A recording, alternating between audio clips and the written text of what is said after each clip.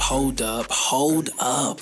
If you like the content on our YouTube page, I'd like to introduce you to the Patreon. You can join the K-Fam today. Our Patreon is free to access with new bangers every single day. There, you'll find exclusive videos that cannot be done over here on YouTube and our Twitch live replays. This is where we chill and have fun with y'all, rewatching some iconic videos and reacting to some recommendations from the chat. Most importantly, that's also where you can find our reactions to Kingdom. And that's not all. If you join one of the tiers, not only can you have access to exclusive content, but you can also get your recommendations prioritized and choose what we react to next. We love y'all. Now it's time to lock in. What is up? Man? How y'all doing? I don't even really want to start the video off with excitement because I'm still pissed off. Make sure y'all don't forget y'all bad. Make sure that y'all don't forget to stay hydrated through this all. This is very tough still to watch, but I'm ready to get into this video. I appreciate the support on the last video, man. Make sure y'all like and comment and let us know what y'all think. Also, make sure y'all check out the Patreon. If you're into K-pop, check out the Patreon and let's get it. Let's do it. Bada bing, bada boo.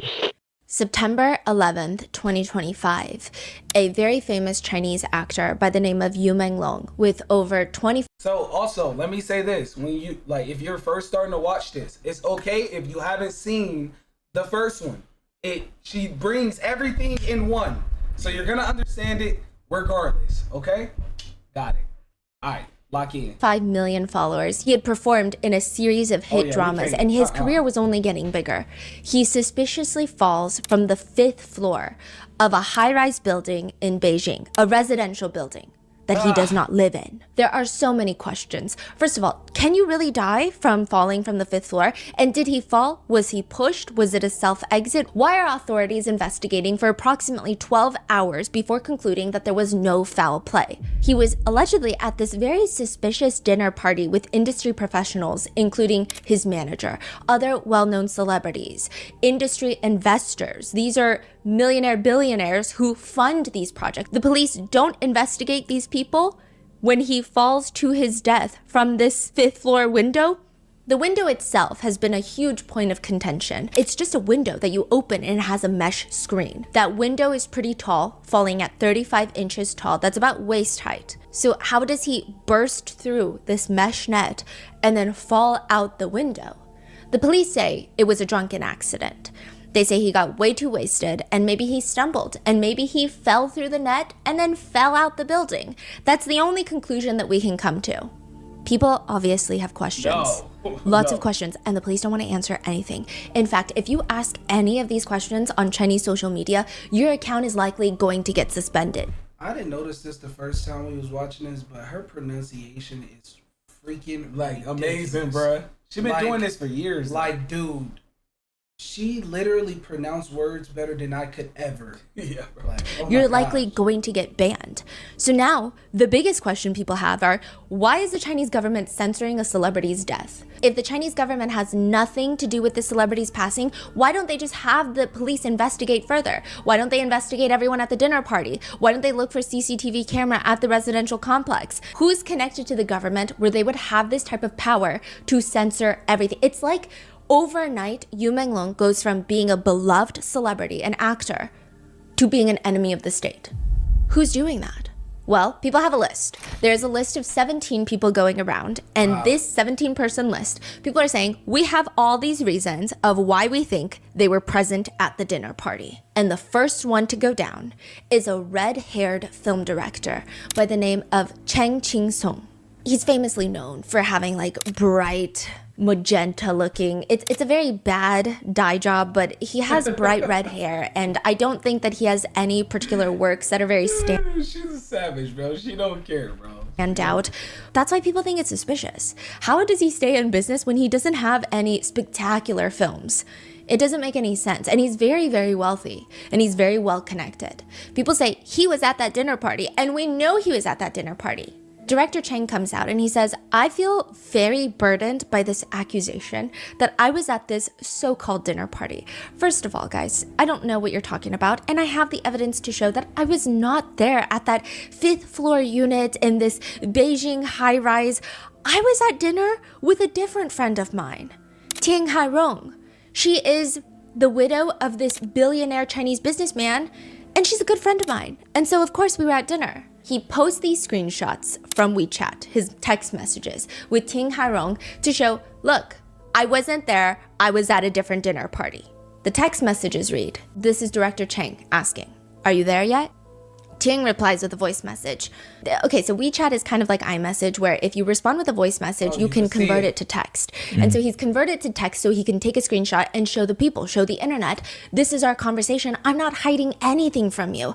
I was not at the dinner party where Yu Menglong suspiciously died. Please stop. First off, he need to charge his phone. Second off, he lying. That's what I want you to know. And third off, they got cameras everywhere. Stop connecting me there. Sure. Ting Hairong responds, why are you there so early? I'm on the way. Yeah, you can order a cup of coffee first at the lobby. I made a reservation inside the restaurant, inside of the Bulgari Hotel, but just get some coffee in the lobby first. I'm gonna be there soon. So this is from September 10th, around 6:30 p.m. The night prior. Yes, the night prior. We still don't know what time Yu Menglong allegedly fell to his death. We just know that he was found at around 6 in the morning by a neighbor who was walking the dog. We don't really know anything else. He responds, well, I got here 40 minutes ago. Why'd you get there so early? Didn't we say that we were going to meet at 6:30? This timing is just, can you just sit and wait and take a break? There's a little bit of traffic here. I was working this afternoon. Yeah, no, it's okay. Ting sends a heart emoji, a hug emoji, and she responds, I'm coming from the airport, so the journey is quite long. And he responds, no rush. That's it. That's like the contents of this screenshot. And netizens think, what does this even mean? What does this do? How is this an alibi? Text messages with your friend should not constitute as an alibi to a crime. People think it's weird that he's even posting this.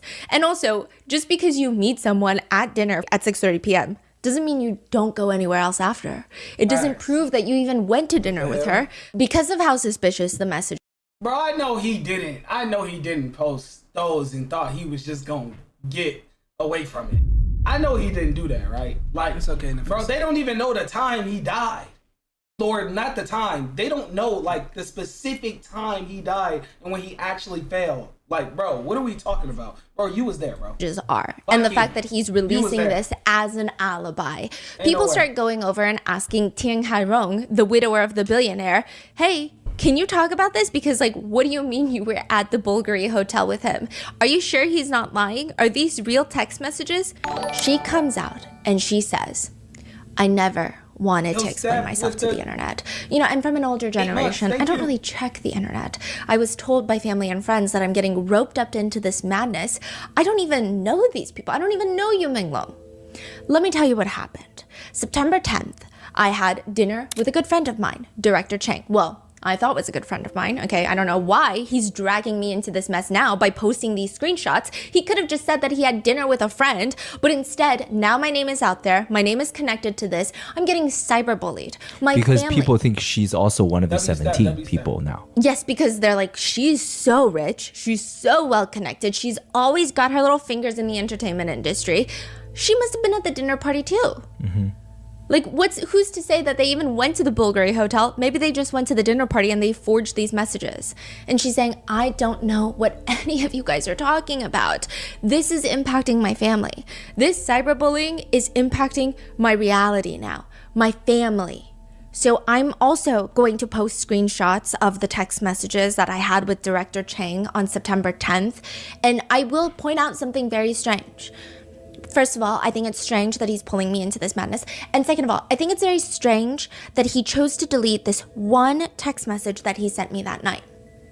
Right before he told me, no rush, at the very end of the thread that he showed you guys on the internet, he had said, I'm dealing with something, no rush. So I'm dealing with something, no rush. He deleted, I'm dealing with something. Oh yeah, buddy, I'm just saying, why lie to the internet? Like, why drag me into this? That's all I'm saying. I'm just going to post my text messages out there. So netizens are like, okay, we've got the exact same text thread, minus or. And she's a billionaire. She's not going anywhere, buddy. Nowhere. She has bread. She's well connected. She's not going anywhere. You was better off not showing the screenshots. Plus one message from two different people, from Director Cheng and now his buddy Ting Hairong. So they're comparing these two sets of screenshots. Both of them are taken on an iPhone, and both of them are very suspicious. This is like shooting your own foot. Now people have more ammo to study the different things, pieces of evidence out there.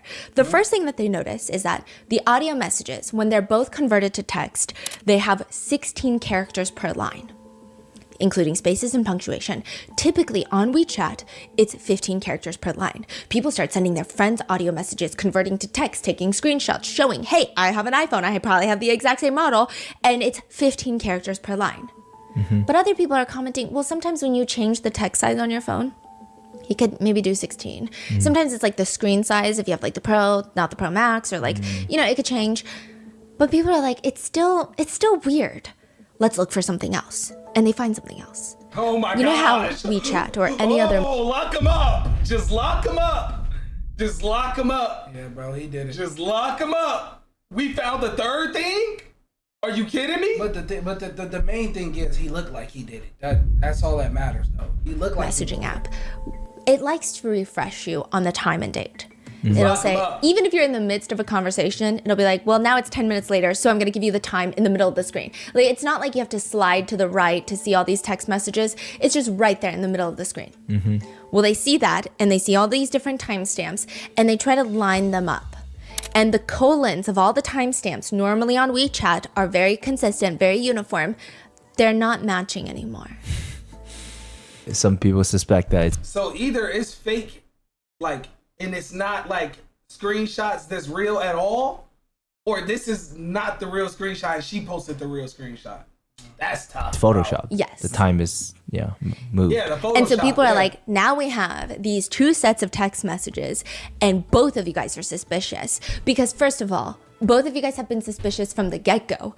Director Chang, he does not have a spectacular background. He does not have a spectacular reputation in the industry. People call him a creep, like a Chester the Molester. As a film director, he does this thing where he just sexually harasses people. I will say that Director Chang is openly gay, and nobody really cares about that at all. I mean, I'm sure like any other country, there's some homophobic people, but truly, nobody really cared. The only thing that people were upset about is that time and time again, there would be these rumors, there would be these conversations, scandals that come out of Director Chang sexually harassing male models, male influencers, and male budding actors.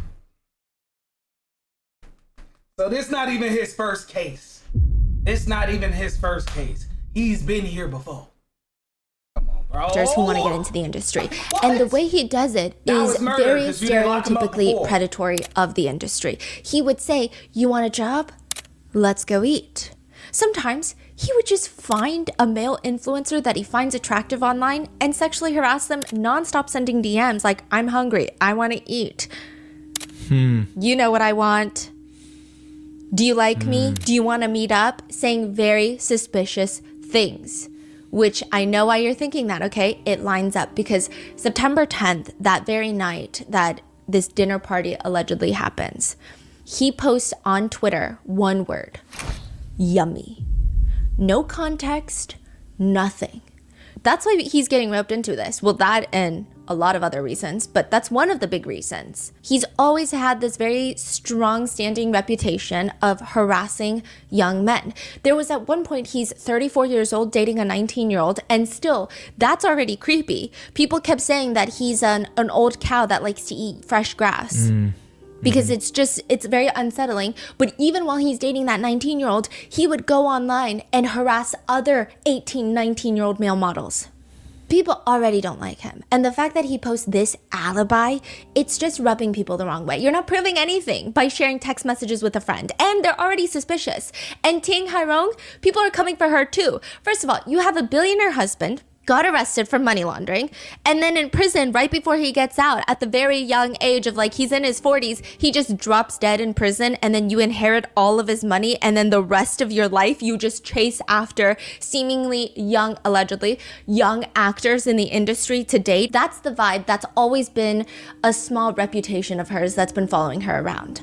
See, look, the issue is that they wasn't in jail the first time they did it. Before. The problem is they wasn't in jail the first time they did it, so now they feel like they can continually do it. Bro. And so people don't like these people already, And these text messages are not helping. What are you hiding? These two come out and they say, you know what? I got you. I'm going to give you more information. Here are receipts. Here is a paper receipt of the Bulgari Hotel in which we ate in for a table of 2, September 10th at around 6:47-ish because, the timing was, I got there late because I was going from the airport. How much money is that, so they post in a picture American dollars? How much money is that in American dollars? Of this paper receipt sitting on a marble counter.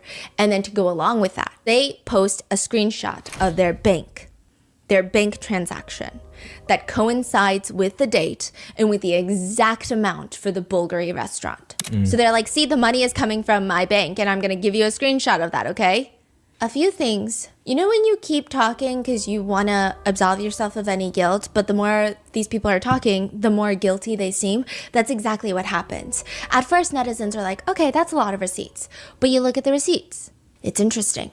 This receipt itself has been studied to hell and back. The itemized list shows 3 dishes, 2 sodas, and a portion of Italian cheese. It's a table for 2 at table 13 in the Bulgari Hotel restaurant. The grand total, including service charges and taxes, comes out to be $215. Obviously, there are comments on how ridiculous it is to spend $215 on 2 people. But another thing netizens notice is the picture of this receipt. You must not have been to America. That ain't even nothing. Honestly, they're posting this like early October. What does that mean? It's been a month since September 10th. It's been like weeks. Hey, people greedy out And you're here. telling me the receipt looks pristine? It doesn't look wrinkled. It looks like it was just printed yesterday. It looks fresh off the roll, fresh off the printer, which is very strange because these two people, they're very wealthy. They don't seem like the type to save their receipts for bookkeeping. They don't seem like the type that's like, oh, that was a business dinner. I got to put it in my bookkeeping. They seem like the type that's like, if it's under $10,000, I don't even need a receipt. Yeah. But suddenly you have the most pristine collection of receipts that is not crumpled, that you don't just shove into your pocket or your purse. It doesn't make any sense. But the more damning piece of evidence is the receipt shows a time of 7:10 p.m. That's when the receipt is, so it says time, 7:10 p.m. At the very least, some people are interpreting it differently. It doesn't make sense that they would be done eating at 7:10 p.m. because their text messages, they were supposed to meet at 6:30, but she's running so late. Yeah. And then also, it's a hotel. It's a 5-star hotel. Any hotel, regardless of the stars, but like the more stars, the more wait time at restaurants typically. They sit down, you get wine, you get drinks. Like it takes, freaking way. You're sitting there for 40 minutes chit-chatting before your food comes out at the Bulgari Hotel. They're speed eating like this is a Chipotle. It doesn't make any sense. Or this is when the tab is open, maybe? So that's the next thing. People are like, okay, this is when the tab was open. Yeah. They start the order. They take the order at 7:10 p.m. Okay, put it into the system. Yeah. And now it's probably going to take like another 30 minutes for the food to come out. 7:36. So about 26 minutes later. Yeah. They're definitely not done eating.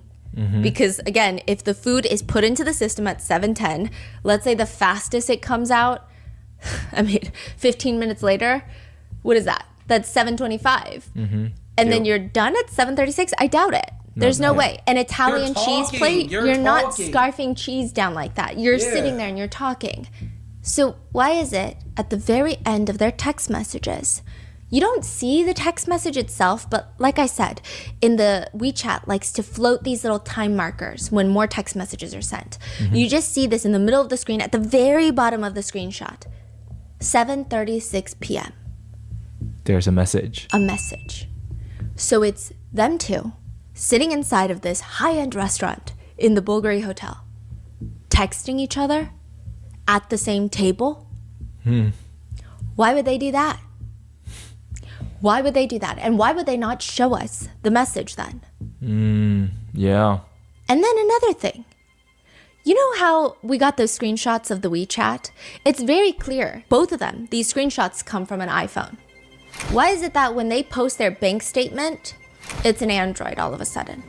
Oh my The time, the battery marker, it's all... Nah. I can't say that's a big, I'll say, they rich. They probably got multiple phones, and he probably went on. His bank account is probably on this phone and not on this one. Yo, you can explain that. No, I'll give you that. You can explain that one. Yes, you can. Yeah, you negative. Can. You can explain that one. You can not explain that one. Guess what? Explain it to the cops. But everything else you That's can't. What you need can't to explain. Explain it to Android interface. Yo, explain it to so your what does that cellmate. mean? And what does the Bulgari Hotel have anything to do with this?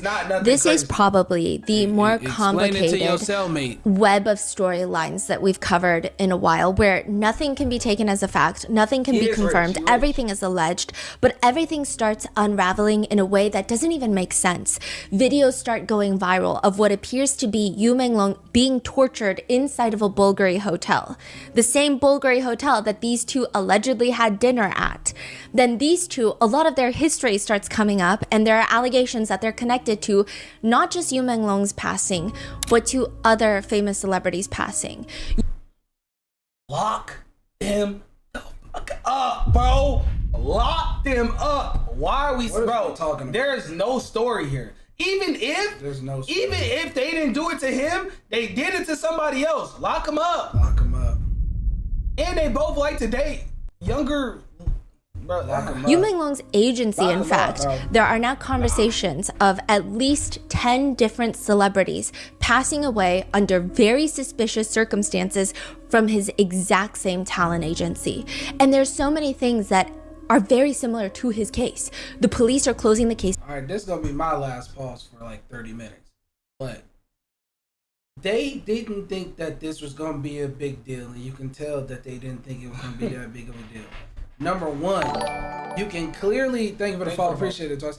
You can clearly tell, looking at this, they didn't think it was going to be a big deal because 9 other people passed away before this, and they was not investigated this deeply. They were like, we're just going to doubt it how we did that. People doubted how kind-hearted Yu Menglong is and how genuine his aura was to people. And they didn't think that people was gonna look into this. Yep. They're dumb. They didn't think people was gonna really lock in. There's lots of rumors circulating. The police want to shut down all conversations. They don't want to reinvestigate. They don't want to disprove any rumors. They just wait until all of it quiets down and everyone forgets about it. This is part 2 of the Yu Menglong case.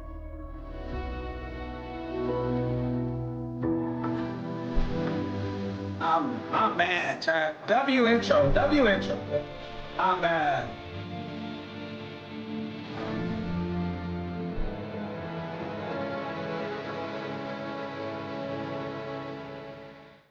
We would like to thank today's sponsors who have made it possible for Rotten Mango to support the New York Immigration Coalition. They're an umbrella policy and advocacy organization that represent over 200 immigrant and refugee rights groups throughout New York. This episode's partnerships have also made it possible to support our growing team, and we'd also like to thank you guys for your continued support. As always, full show. I ain't gonna lie, she got a lot of members on her team. W stuff, bro. Notes are available at rottenmangopodcast.com. We will also be linking a signature petition on the website demanding justice for Yu Menglong. A quick disclaimer, there are lots of sensitivities in this episode. Brief mentions of self-exit, corruption, drugging, physical assault, essay, and a lot of perhaps more political conversations that have been taking place. This is just a recap of... Hey, bro, if any of that trigger y'all, click off the video. Yeah, I ain't gonna lie, cause we watching everything. So if any of that trigger y'all and make y'all mad, don't even watch the video. Well, it's gonna make you mad, but if it trigger you to the point where you can't watch it, don't do it. All the different discourse online. This is not me taking a political stance against one nation or another, especially when I have yet to visit a country. I don't even think that I am in a position to take any judgments, but today's case does take place in China. We had our professional translators working almost around the clock to help gather the information for this case. In this case, I mean, if you haven't watched part 1 already, go watch that first because there's no way that I can even give you a full recap on it. But it is the most confusing case in the sense of there is nothing that is confirmed. There is nothing that we know to be definitively true. I mean, categorically, everything is alleged. Everything is a rumor. even rumors are getting debunked. There will be times where my researchers are like, yes, this is what happened. And then they'll call me in the middle of the night and be like, that's not what happened. Dang. They just disproved it. Okay, let me tell you. But then after people are disproving it, other people don't believe in the disproving of the rumor. So there's like 20 different camps of people for every allegation, for every suspicious leak that's been out there. So the information in this episode is largely unverified, limited, constantly getting deleted, re-uploaded. I imagine this episode, I actually don't know if it will age well or not, for the sole reason that with cases like this, we're very hesitant to talk about it because the last thing we want to do is spread an unconfirmed rumor or to indirectly accidentally cast light onto someone that may have no involvement. That's a huge fear of ours. But with this one, I just don't know if there will ever be a time where the authorities will come out and give us any concrete information. And I think that what has happened with other celebrities that were part of Yu Menglong's agency, people have just stopped the conversation because it's been years. And so this is what we know, and this is what the online discourse is. But again, do your own research, come to your own What year was this again? Somebody let us know what year. This just happened. Last month. Opinion. The only things that I can tell you with full confidence in this episode is that Yu Menglong, a famous beloved Chinese actor, is dead. The facts around his death are suspicious in my opinion. The government, the police are behaving even more suspiciously, and those are the only concrete facts that we really have. I cannot confirm with certainty just about anything else. Nobody has been detained, convicted. Nobody has really spoken out to give any fact-based information on why they're not related to this case or why they are. It's just everything is very hazy, and legally speaking, his death has been ruled an accident. So with that being said, we're going to go over all of the people that were allegedly involved and all the conspiracies that range from believable to kind of like a movie. They're really intense. There are times where I would get so sucked into a conspiracy while researching that I would have to take a moment to be like, wait, is this too crazy? Like, am I going down a rabbit hole and believing in something too crazy? Because the sense is kind of there, but I've never seen stuff like this happen in real life. So is this just unhinged conspiracy theories? To that, I just say there are times where you have a conspiracy theory and the reality is not that dark. The conspiracy theory is like a combination of the top 10 movies of that year meshed into one giant aluminum tinfoil hat theory. And the reality is a little bit more simple. And there are times where the reality is a lot darker than the conspiracy theories themselves. And everything is a lot worse in reality than we ever thought. So I don't know what the case is with this situation, but I'm going to go through all of it with you today. So with that disclaimer, let's get started. Let's go. How do you know when a celebrity actually needs help? Even if they are saying things, how would you know if it's real? That has been the case with Yu Menglong's last live streams. People have been pouring through his social media history. They've been going through his pictures, any of his tweets to see, is there something we're missing?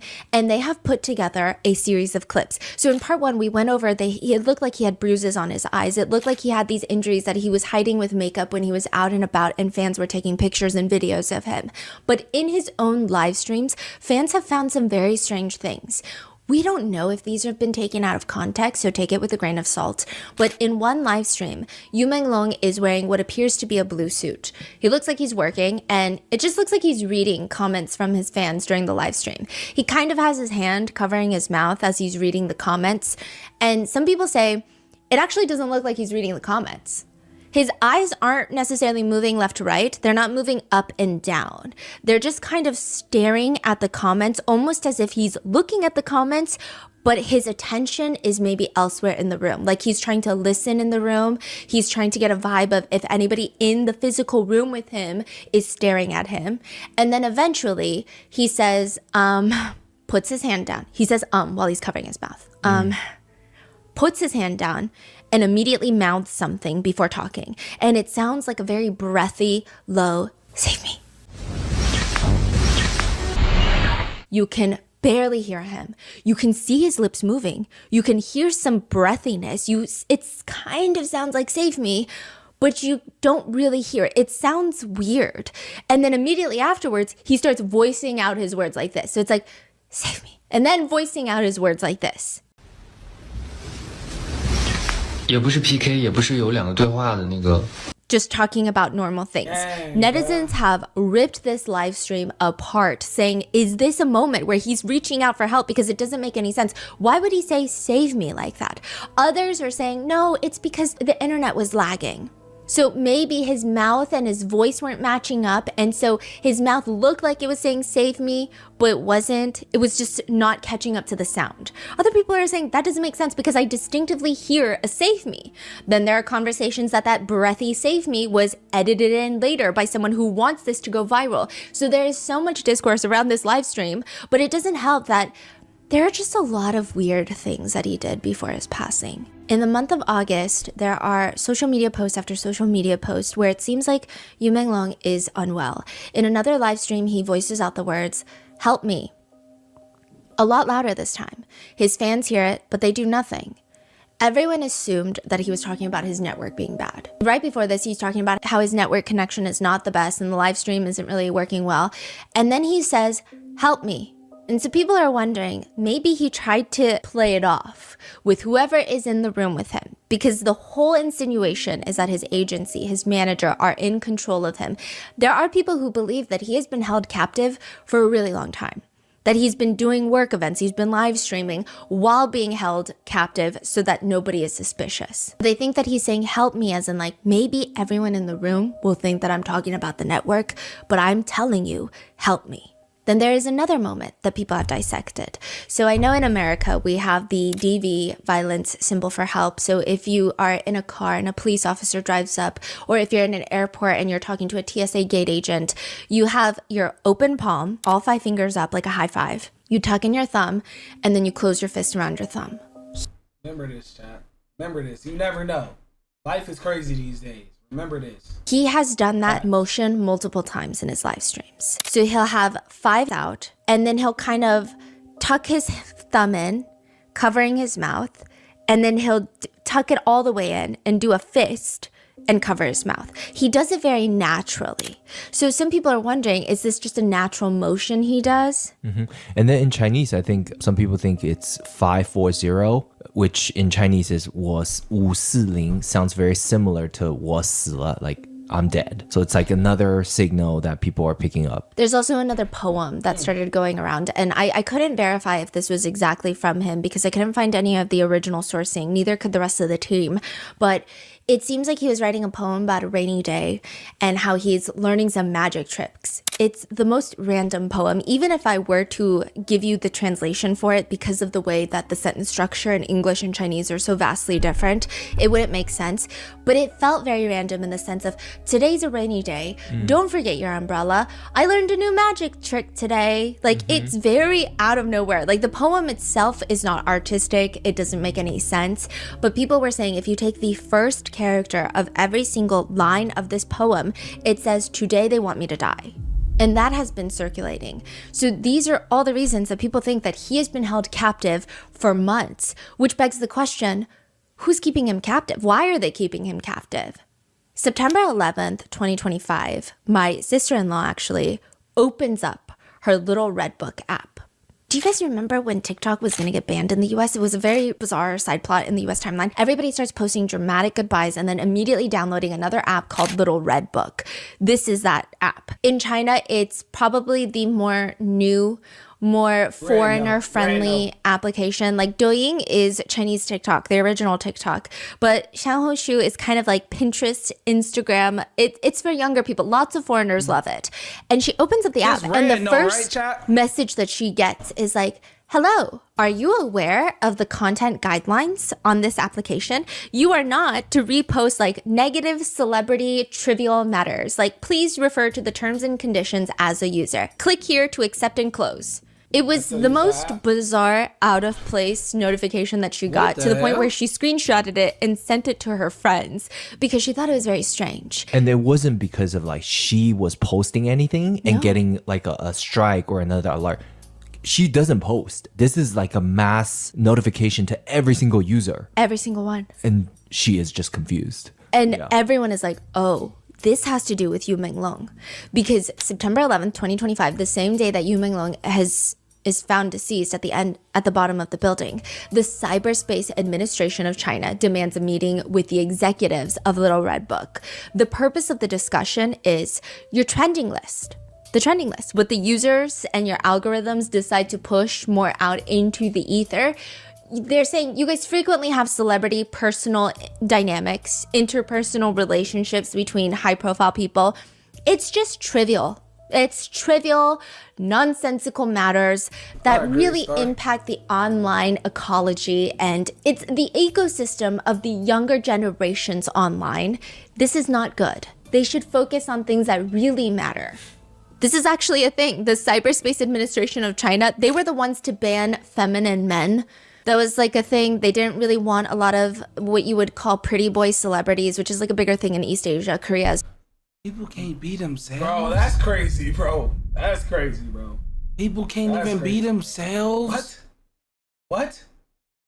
Well, because they felt like it was instilling weak values in the men in China. So overnight, all these idols that fit that category were scared to get banned. So they're like posting workout videos in the gym. They're saying like, we are trying to cultivate the perfect ecosystem to influence the entire nation in a positive way. And all of this gossip about celebrity drama is not going to be good. And this gossip that they're talking about is the death of Yu Menglong. Later, anyone online questioning the cause of Yu Menglong's death on Little Red Note were automatically getting deleted, banned, and suspended. But people have gone to Threads, they've gone to Twitter, they've gone to all these different foreign social media platforms to come up with what they believe happened. And it actually starts way, way before September 10th. I ain't gonna lie, chat. I ain't gonna lie. Yo, Alley Cat with the tier. Hey, appreciate you, Alley Cat. Hey, I ain't gonna lie to y'all, chat. If this happened in America, do you know how many people would have hacked into every last one of their phones immediately? Facts. Especially if it was a big actor. Especially if it was a big actor. Bro. The hackers. I think they're so good at hiding stuff in China. But the thing is, ridiculous. I think the hackers that's here comes from like some type of Asia because they're too smart, bro. They're too smart. They too smart, bro. They know exactly what they're doing when it comes to technology, bro. They writ the code for everything, bro. They're too smart, bro. But they come here because they can probably make a boatload of money doing it, bro. They're too smart, bro. For September 11th. They go all the way back into August. They start analyzing all of Yu Menglong's live streams like I was talking about, but they also start going through all of his public performance. But there's some people, most of them use it, some of them use it for good. And the good would be this situation. I'm guarantee you she's going to talk to us about hackers and stuff. His public appearances. And it's around the beginning of August that you start to see a massive decline in what appears to be his mental state and physical state. That is what people are saying online. I don't personally know any of these people, so what presents in a video could not be what's happening in reality, but it does look suspicious. So this is where the series of the bruising of the face is showing up, and then also he just looks incredibly skinny and frail. Prior to this, when he is at work events or even when he's traveling, he's never really the most outgoing, extroverted person, but he's very attentive to his fans. But during the month of August, any fan meetings he has where people are running into him and recording him, he seems really disassociating. He seems like he's trying to have a conversation, but he's not really there. That's how everyone is describing it. He's still posting on Weibo, but nothing in particular, perhaps just a series of travel photos, and most of it is not even of him. Most of it includes shots of plants and like serene backgrounds, but we don't even know if he's traveling. This could have all been taken in Beijing. So it seems like since August, he has been held captive until September. That is the theory that's been going around. His managers, his agency, all of these higher up people have been holding him hostage. They have someone watching his every move. They're watching him live stream. They're watching everything he posts. They have access to his phone, and they're trying to get something out of him. What are they trying to get out of him? Everyone points to 9 years ago. A famous singer that I know by the name of Kimi, but yes, so he passed away 9 years ago from the same agency. And people think that there is a connection because even when Kimi passed, there were lots of conversations around, it seems like he had There were conspiracies that he had pissed off higher ups, that he had rejected somebody that wanted to do something sexual with him, and they were trying to blackball him, and eventually it led to his passing. There were a lot of different theories running around, and the police, the authorities, they were very hush-hush about it. Everything pretty much gets closed down. It's very similar to what's happening with Menglong. A lot of people believe that they have the same manager. So people start going online and they start typing into different search bars, do they have the same manager? Do Kimmy and Menglong have the same manager? And these search bars would say, yes, they do. They have the exact same manager. Douyin AI. Yeah, it's like the AI generated search, which like I know how we feel about AI, but like, it's the AI generated search. People are looking at it and they go, okay, so they have the same manager. I mean, there's no proof, right? There's no no one's going into the company records, but that's what Douyin is saying. The very next day, after all of this blows up, people are reposting it on threads, on Twitter. You go back to Douyin and you ask, do they have the same manager? Suddenly it's no. Mm-hmm. The answer has been yeah, side by side. It's so weird. I would say like most of these search platforms, when they use the AI feature, it's not very accurate. Like accuracy is not the name of the game with these top searches. Like even like the Google AI overview, it's like most people say it's not accurate, right?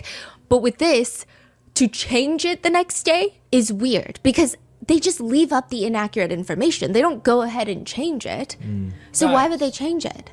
Who would call to have it changed? People start digging into the manager.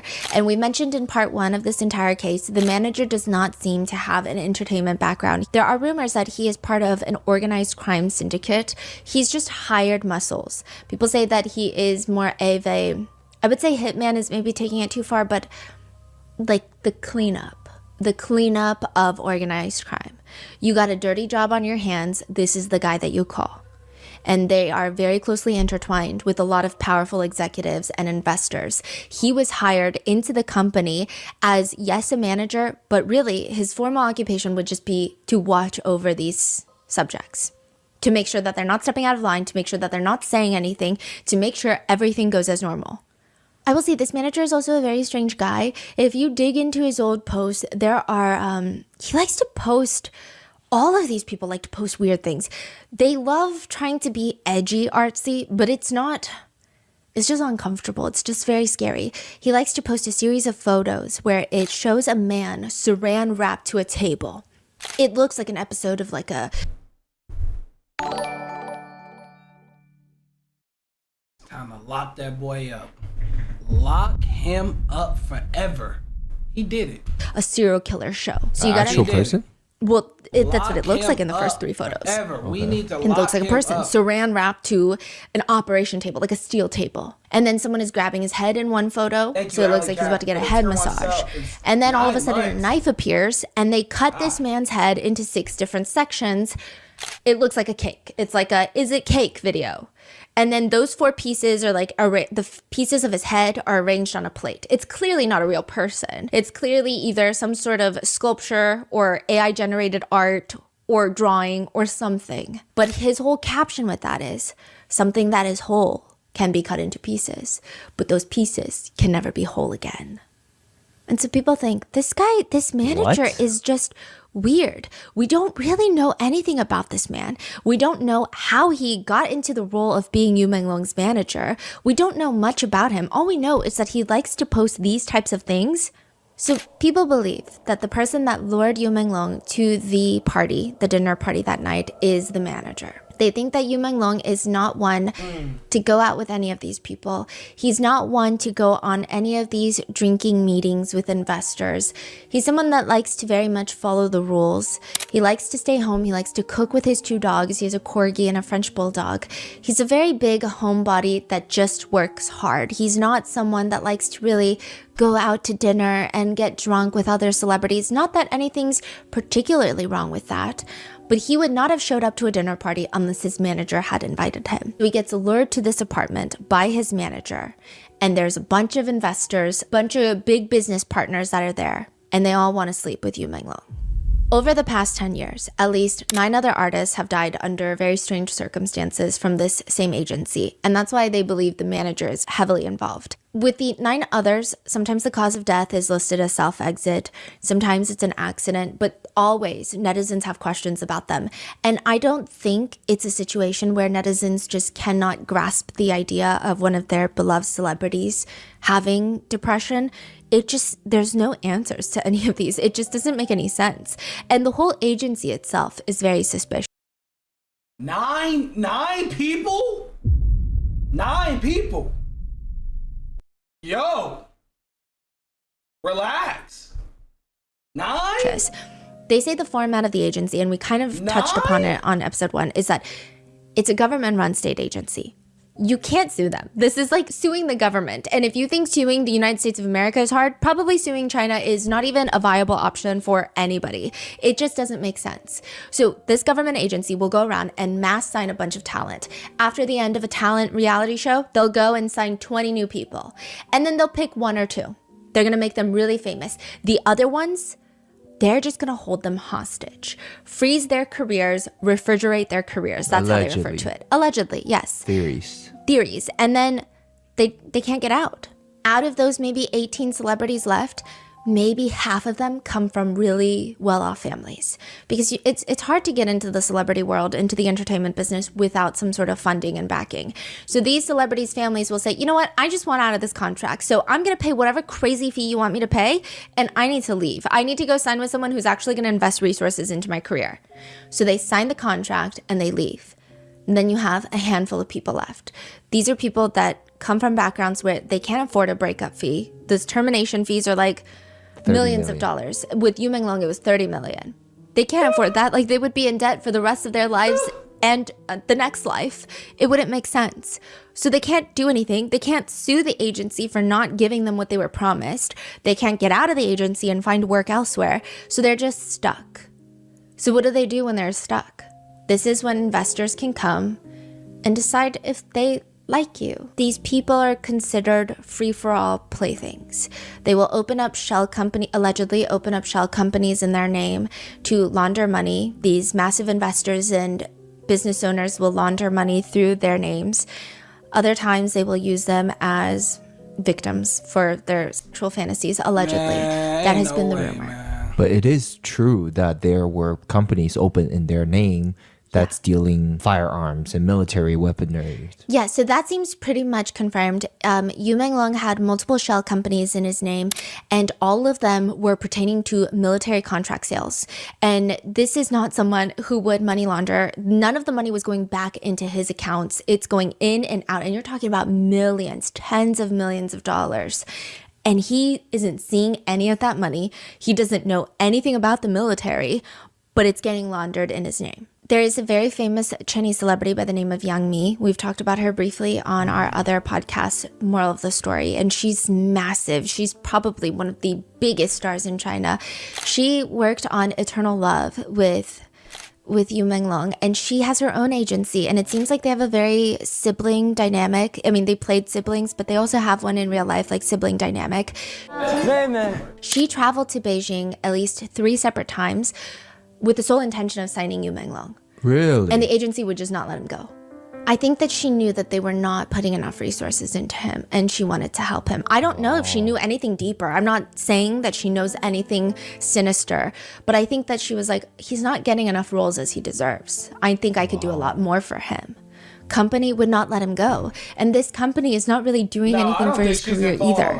And it seems like if this is what the company is doing, because they're a state-run agency, they could theoretically get away with it.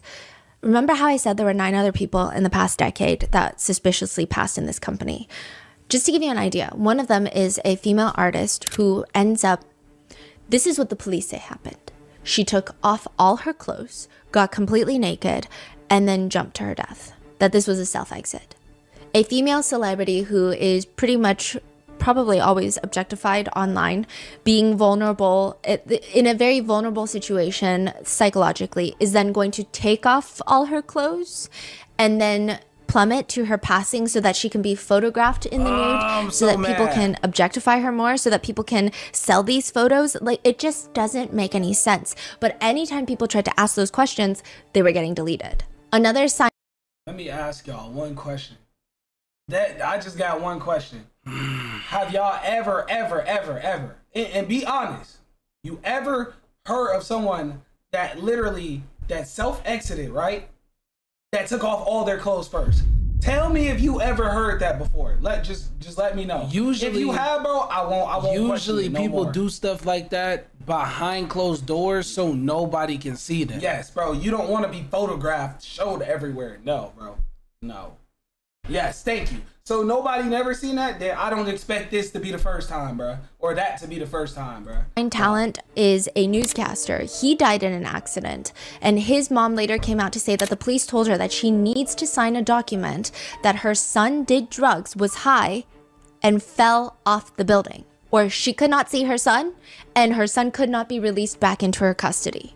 People believe that with each passing and with each suspicious circumstance, that there are a handful of people that seem to consistently show up in those moments. The first one is a man by the name of Shin Chi.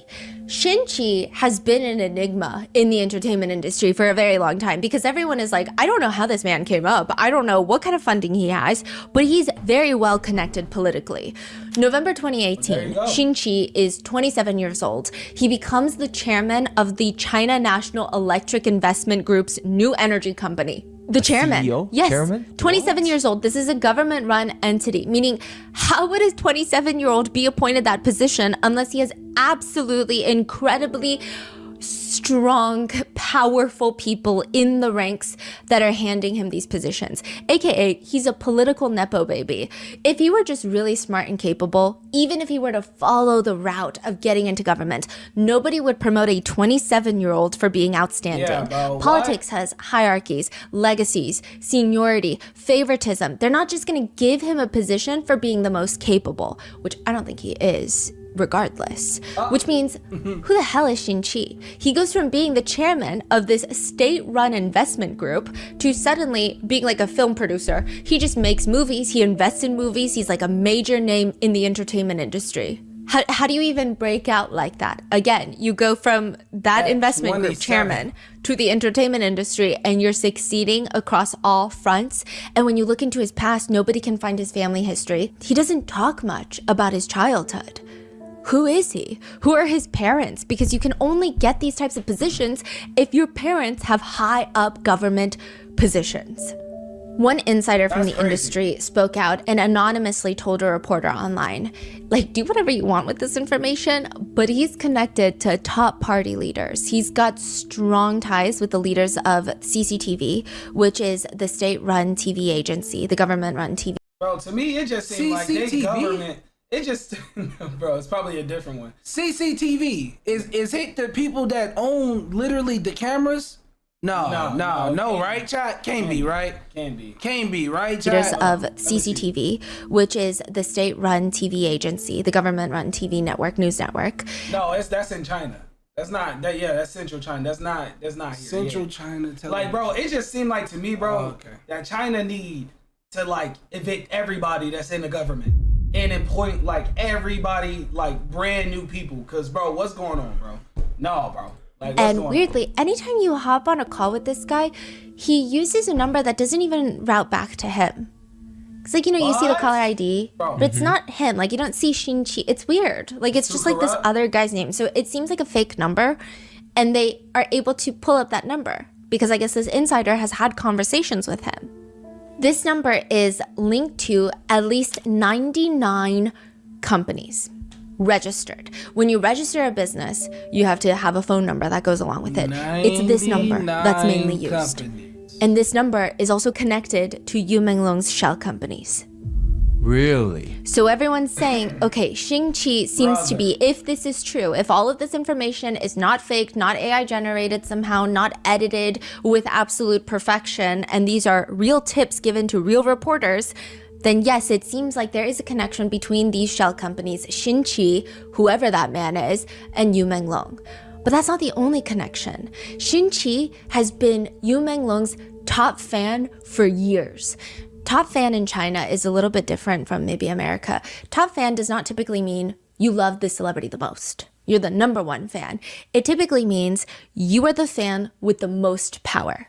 You can buy billboards. You've got money. You've got connections. You are a highly influential fan. You can make things happen for your favorite celebrity because you yourself have power. That's what they call a top fan. Hey, look. That's insane. That's insane. What? But I understand the context behind that. I mean, you could do the same thing kind of here too, but like, bro, that's insane, bro. She has been Yu Menglong's top fan for years. He actually runs Yu Menglong's fan club. It's crazy. Wow. And he is reported to be gay. And he seems to have some sort of crush or some sort of infatuation with Yu Menglong, has been the conspiracy online. And again, I don't think that I need to be the one to give you a disclaimer, but sexual orientation has no correlation with someone's ability to commit a crime or to be a vile person. I mean, I think if you look at most episodes on this channel, straight people commit so many heinous crimes. Like, if you're trying to use this as a way to be homophobic, you should try a different video. Bro, why would you think he did it just because he was different? Like, what? No. We think he did it because he was the top fan. Okay, we think you did it because you ran the club. The number is connected to the company. 99 different companies. There's no way all 99 You're 27 no and way. you're a chairman of some type of company. And 5, nobody knows your background. That's what we need to be talking about. Nobody care about his. But good disclaimer, Steph. Good disclaimer. On our channel, but people think that he had this infatuation with Yu Menglong and has been trying to get Yu Menglong to consent and to do sexual things for him, sexual favors. And the best way to do that is to stunt his career growth. So after all of the big hit dramas that he was in, around 2020 to 2023, Yu Menglong is off the radar. He goes into the village to teach children. He's basically starving. He comes back and he jokes that he has no money for food. Now we know it probably wasn't a joke, but for those 3 years, it is believed that Xinqi and at least another very wealthy, influential person wanted to get Yu Menglong and he was refusing. So they completely halted his career. I think it sounds like a very big conspiracy, but the thing to remember is for these people, if this were to be true, it's not much. It's just vengeful. It's like, okay, fine, you don't want to sleep with me? Then you're not going to get a job. Yeah, I mean, and also you look at his career. How could you go Chad, I'm good. I was just coughing, bro. Chill. going from doing such big drama With Yang Mi. with Yami? Yeah, like these are crazy breakout roles, and then boom, she's literally off the TV biggest, for right? 3 years. And Something happened. Yeah. And it's not like he was trying and nothing was happening. Yeah. It's like, oh, that was a flop. It wasn't, he was just gone. Yeah. He was gone. And so people think Xinqi is one of those people that wanted to get something from him and it wasn't working. And another thing to add to this is there have been reports that from beginning of August, some people even say in the month of July, there were lots of leaked blind items from the paparazzi saying that, hey, there's a very big actor that was in Eternal Love. Now, to be fair, Eternal Love has a lot of big names, but he was in Eternal Love and we got news of a major scandal from him. Yeah, I think they say like a celebrity from the show with 25 million followers, which, I mean, come on. Yeah. How many exactly 25 million? Who are we talking about? Yeah. And people were saying that these executives, these higher ups, are leaking this information to the paparazzi as another way to threaten Yu Menglong and say, see, we not only have power over your career, we can also ruin your whole career. Like, we can just take you off the screens, yes, but we can make you a very bad person online as well. And so this is just adding more and more pressure. So people believe that Xinqi was one of the ones that really wanted to sleep with Yu Menglong, and they believe that he was there at that dinner party that night.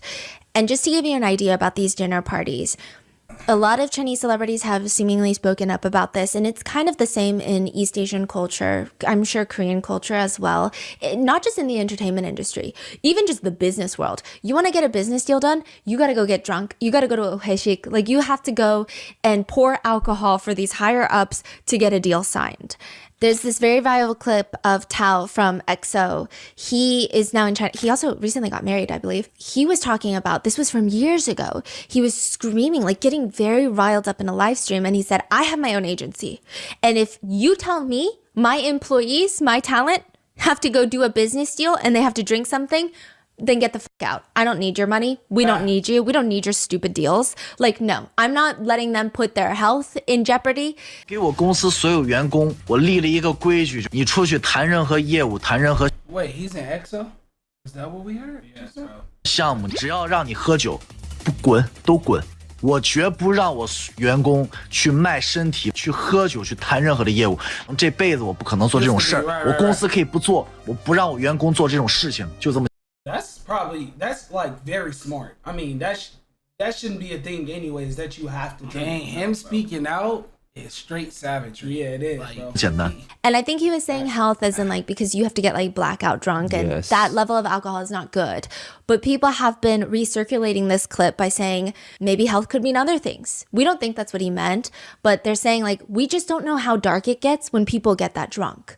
We don't know how many people could get taken advantage of. So it does seem like this is a very normal thing that happens, at least these drinking parties. The reason that Shin-Chi is important to this, though, is a lot of people believe the money laundering is all connected to him.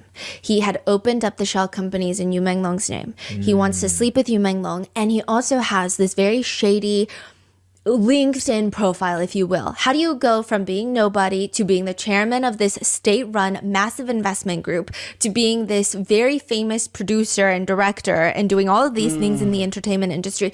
Nobody knows who your parents are. So there are rumors that he is the illegitimate child of the head of state of the entire nation.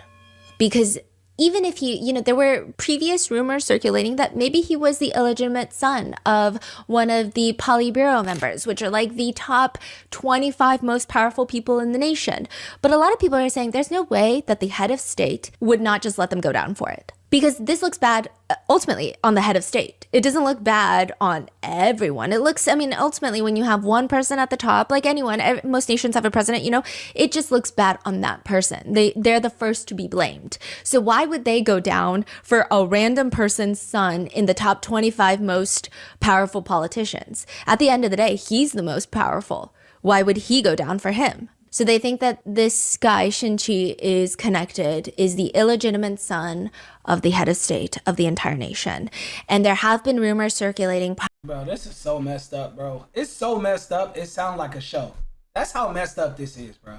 It sounds like a K-drama. The thing is, you can be What with do- like, anybody you this is want to be ridiculous, with, bro. and you choose to be with him. This is ridiculous. Bro. You can be with anybody you want to be with. Any dude, any girl you like, but you choose him specifically. And I guarantee, watch, chat. I guarantee they're gonna make a K-drama that's just like this. Prior to this, Watch. and these, I will say, are Or rumors a that a lot of C-drama. people who, Or an these are American people show. who very much dislike wouldn't the be government surprised. system in China. These are people who are very outspoken about that, and that's their right? But they're very anti-CCP. And they have been saying for What's up? months prior to Shout this out. that there How you have been doing? lots of rumors, and they believe to be true, that the head of state has been embezzling money through military contracts, right? Which is, I think that's a thing that a lot of different heads of state have been accused of, but they're accusing him of doing that. And they're saying now with these military shell companies, maybe it's all connected. Maybe this is the illegitimate son who's funneling and money laundering through this celebrity, and then maybe Yu Menglong finds out and wants to put an end to it or wants to go public with this information, and now he must die. And now it's going to get covered up because it's not even just about Yu Menglong's death anymore. It's about a whole system. And just to give you an idea, if you run this phone number, netizens have been able to pull up other companies that are with the same phone number that allegedly belong to Shin-Chi. And one of the companies has been operating for 5 years. They have 0 payroll employees. 0 employees. And they generate $630 million in revenue Dang. in the past 5 years. Wow. Its logo probably... Her husband is me. Her husband is literally me. He said, No, "Dang, no employees. no employees." And you're making $630 million a year? Brother, jail time immediately. Jail time. Is he immediately. not in jail already? The fact that you would even get 10% of that means that you can. Bro.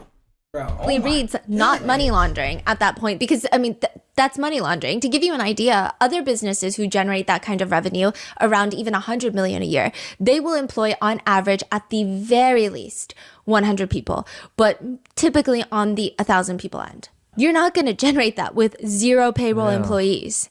But they're saying that these different companies, all 99 of them, are so profitable, even though nobody's running them. They're just printing money at this point. It doesn't make any sense. These are the allegations. I don't know. I don't have the paperwork in hand. I am not someone who can certify such legal paperwork. So I don't know if this paperwork has been edited and reposted online. I don't know. But that same number can also be traced back to another very well-known celebrity, Song Yi-ren. And she has been connected to this dinner party many a times through many a different pieces of evidence. Song Yi-ren is a small-time actress. She was on this reality show called Everyone Stand By, which I did a whole Mott's episode on. It's like a famous Chinese acting reality show where the premise of the show is you gather a group of acting professionals. Most of them are newcomers or they had their heyday and now maybe they're falling off a little bit. They get booked onto this show and they're doing skits, mini dramas, and they're doing improv acting, and you have this panel of judges of world-renowned actors who are going on to judge their acting ability, not just their influencer count, but like genuine their profession. And she was the that sounds like a W show. I ain't gonna lie. But that's not the point of this video. But that does sound like a great she actually made me cry. That's crazy, right? Thinking back. Yeah, they had this, they called it Performance City, and all of the contestants were to go into this massive fake city, and they could go through the costume department and dress up in whatever their character were to be, and the judges would walk around while they're improving these different character storylines. She chose one that was very emotionally gripping. A lot of the other characters, they were couples who were fighting or selling peas and selling all these other like street vendors, and none of it was that particularly good. She was very smart and she was very believable. So she dressed up in what I guess you would call back in the day like a beggar, and she had a sign up. On her sign that she held up above her head, there's misspelling of a word, but she did it on purpose to show that she's undereducated as this character. And it was really well done. She never broke character. It was freezing cold in there. Before I get like happy that she's good, like she's great at what she do, is she involved in this? Yes, that's what he meant. Oh yeah. And she was shivering because she was that dedicated to the character. I cried watching that because I just felt like it was so good. That's her. She has been placed at the scene of the crime. Whether it's true or not, I'm just going to give you what people have found online. There have been rumors circulating long before she was even on that show that I didn't know about, but they said that Song Yi-ren's personal and professional lives were vastly different. They were just saying it's weird. They said online her career is very much girl next door, soft girl image. Oh, I've never seen anything inappropriate. Like that was always strongly associated with her. But sometimes other co-stars and other friends would talk about her and they would let it slip that her nickname for a really long time was Xiao Taimei. Xiao Taimei. Mm-hmm. What does that mean specifically? It's like the bad kids in school. Hey, bro, how many languages do this dude know, bro? Somebody tell me, bro. Her husband, hey, bro, slash she might be the journalist. But bro is the journalist slash translator, he's bro. Smart too, bro. Oh, okay. He's He's Chinese, so he know, bro. He speaks completely fluent. I ain't gonna English, lie. fluent Chinese. Yeah, I thought he was white at first. I ain't gonna lie. You did? Not gonna lie, for sure. No, For sure. because he was in the episode. He was identifying all of these Chinese words. And one of the I think she did like a vlog, right? He was inside the car and stuff. And like he had handed her something. I thought that's why I thought, but okay. Yeah. She's like, Dang, bro. somebody said I did too. Bro. I've known about her forever, like for years. I never really head started of watching it, her the bully content in K-drama. Yes. Like that's the vibe. Okay, yes. Yeah, our researchers were having a hard time trying to describe it too. One of them said it's like the direct translation would be like little bad girl. Others were saying no, it's like head bully. Head bully, yes. Like head bully girl is the vibe. Like it's just not it's actually very mean. It's not a nice, you don't get pride from being called that. But Song Yi-ren actually went on a live stream once and said, yeah, like that's what I used to be called, but that's when I was young. I've grown up. I don't do that anymore. I was out there drinking, clubbing, partying every day. I dyed my hair blonde, but I don't do that anymore because that's what I did when I was young. Which has been a huge debate online with some people saying, actually, I went to school with her because she went to school abroad in Canada. And smoking, drinking, and dyeing her hair was the least crazy thing she did. She actually went around bragging to all of the people at our school that she slept with 50 different guys. She was 17 at the time. It's just what an internet user has alleged. But there has always been this very subtle clashing of people. Nah. People in America don't play like that. They know Canada. But they know. They know. Bodies at 17? They know. You're not gonna. They're not gonna just say you did that and you didn't do it and you all the way in China. No, you did that shit. No, you did it. You did it. 50. Yeah. Wow. Okay. 50. All right. Like did she? Never mind. Saying she's so different. Bro, more than your 8. Off camera, nothing fits her online persona. Even former alleged classmates came out and said, look, I'm not going to badmouth her. I'm not going to say anything bad, but all I will say is don't believe in celebrity persona. Sorry, people around me don't play like that. I can't speak for everybody. People around me don't play like that. If they say you did something, 9 times out of 10, you did that shit. Because we don't even talk behind, none of my friends talk behind each other's backs. We talk in front of each other. So if we say you did something, you went 100%. These people wasn't her friends though. These people wasn't her friends. They were just people that knew her, knew of her in the area. Yeah. I mean, you wouldn't just say that though. In China, come on, she did it. Somebody from Canada. Comment under a Chinese post. They went under out their way to do that. No, negative. She did it.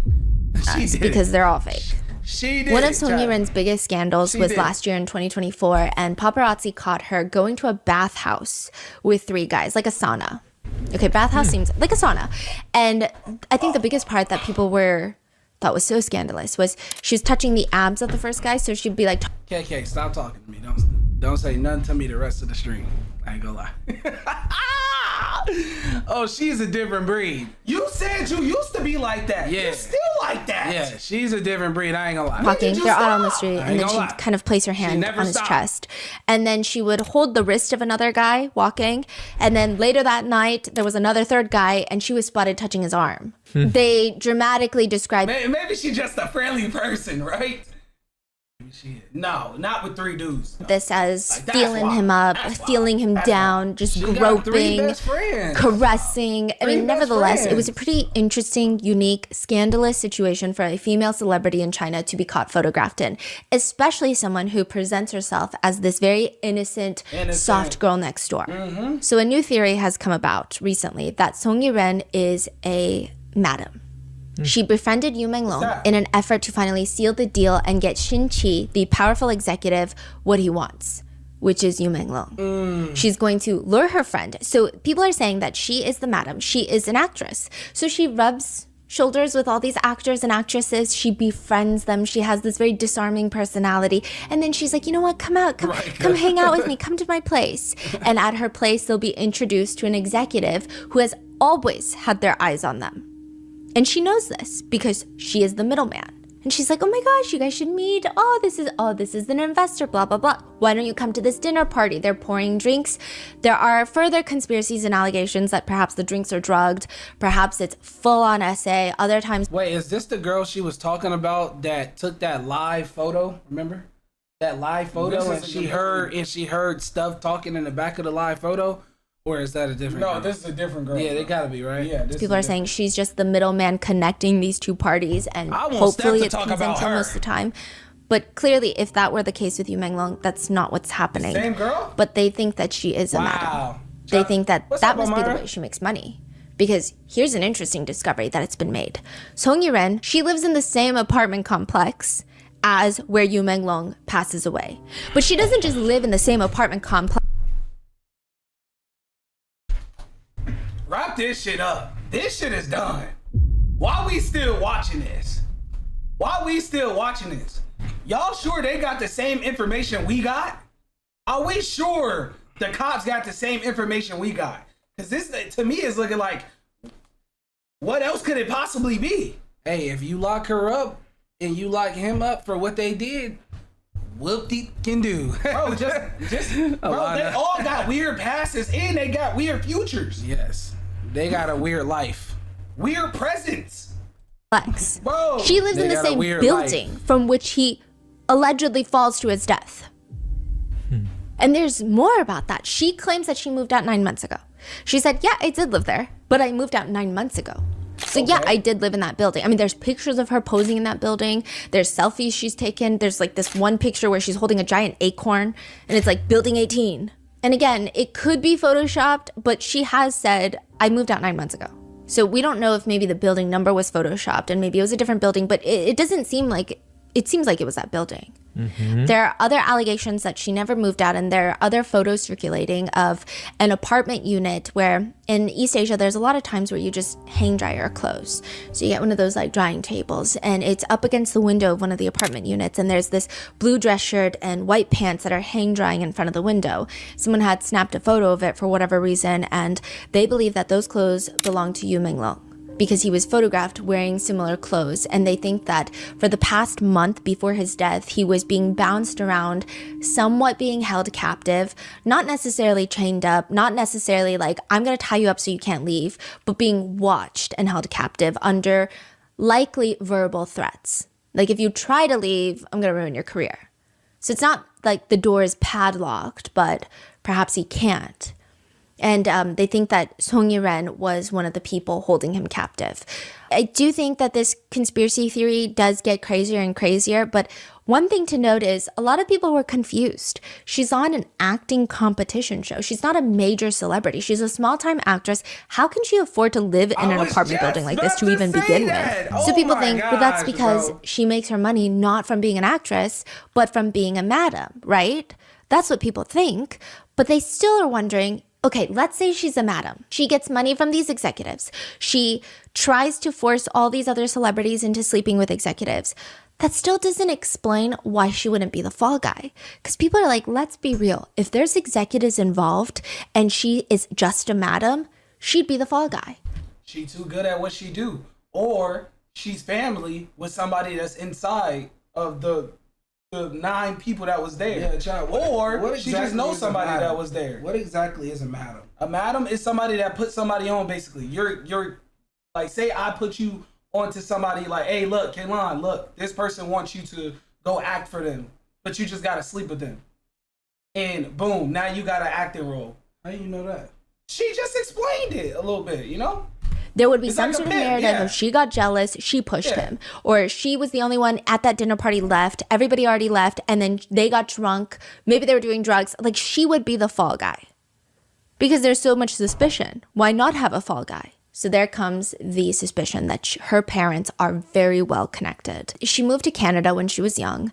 Her dad was a professor and in the medical field. I believe he's a doctor, and then at one point he was teaching, but her mom was in marketing, which is very vague. But in Canada, she went on to have this huge company where the distribution to that company, and it's very vague what the company even does, but they had tens of millions of dollars in sales within like the first few years of opening up. And people say, you don't do that just by being talented. You do that by being very well connected, by being politically connected. She has had multiple talks and conversations with business leaders and government officials who run business sectors for like international trade and foreign trade and international businesses. There are rumors that she's also very close with the First Lady of China. I don't know. I've never seen a picture of them together. Yi-ren is? Song Yi-ren's mother is very close. This literally could just be someone tweeting random whatever they can think of and hallucinate in their brain from across the sea. I don't know. Or it could be true, or there could be 10% truth. I don't know. But I think people are saying there's no way that she wouldn't be a fall guy unless her parents are also well connected. I know she currently is so majorly hated family across the is board, connected. all over China. And it's not just because she lives or maybe previously lived in the same apartment. There's a lot of other things. The things tying her to that night is her phone strap. She's initially placed on this list of 17 people because she posted a ton of pictures outside the building, living in that same building where Menglong passes away. But also there are these selfies where she's pretending to be on the phone. I don't know if she's promoting the phone, her phone strap, her face, I don't know. But it's like pretending to be on a phone. And she's posing with her phone. And her phone has the world's largest blue ribbon phone strap. I don't even know if it could be called a phone strap. It's like a giant dangling blue ribbon. It's like putting a Labubu That shit ugly. on your phone. It's that big. It's just huge. It's a charm, right? Yeah, it's a massive charm. And that's what it looks like. Now, eventually, a series of peephole videos start making the rounds. And I call them peephole videos because it appears that someone is inside their apartment unit filming through their peephole. When people are walking in the hallway, you just see shadows, you just see figures. It looks like a horror movie. You don't really see the people, even though they're on the other side of the door. Peephole videos go viral, and it sounds like a man crying. And you see these figures ushering this man down the hallway. And then behind them is a woman on her phone, and it looks like she's filming them because her phone is propped up all the way up. And there's just no reason for her to be holding her phone like that unless she's trying to get a signal. So it looks... That's that big ass ugly thing I told y'all. Look. Bro. Way up, and there's just no reason for her to be holding her phone like that unless she's trying to get a signal. So it looks like she's filming them, and the phone shadow on this wall has this giant lanyard attached to it, and people think that looks like the phone strap that Song Yiren was showing off. Otherwise, what the hell is that shadow? Now, I will say a lot of people have more or less debunked these peephole videos. They were posted by a Thai woman September 16th of 2025.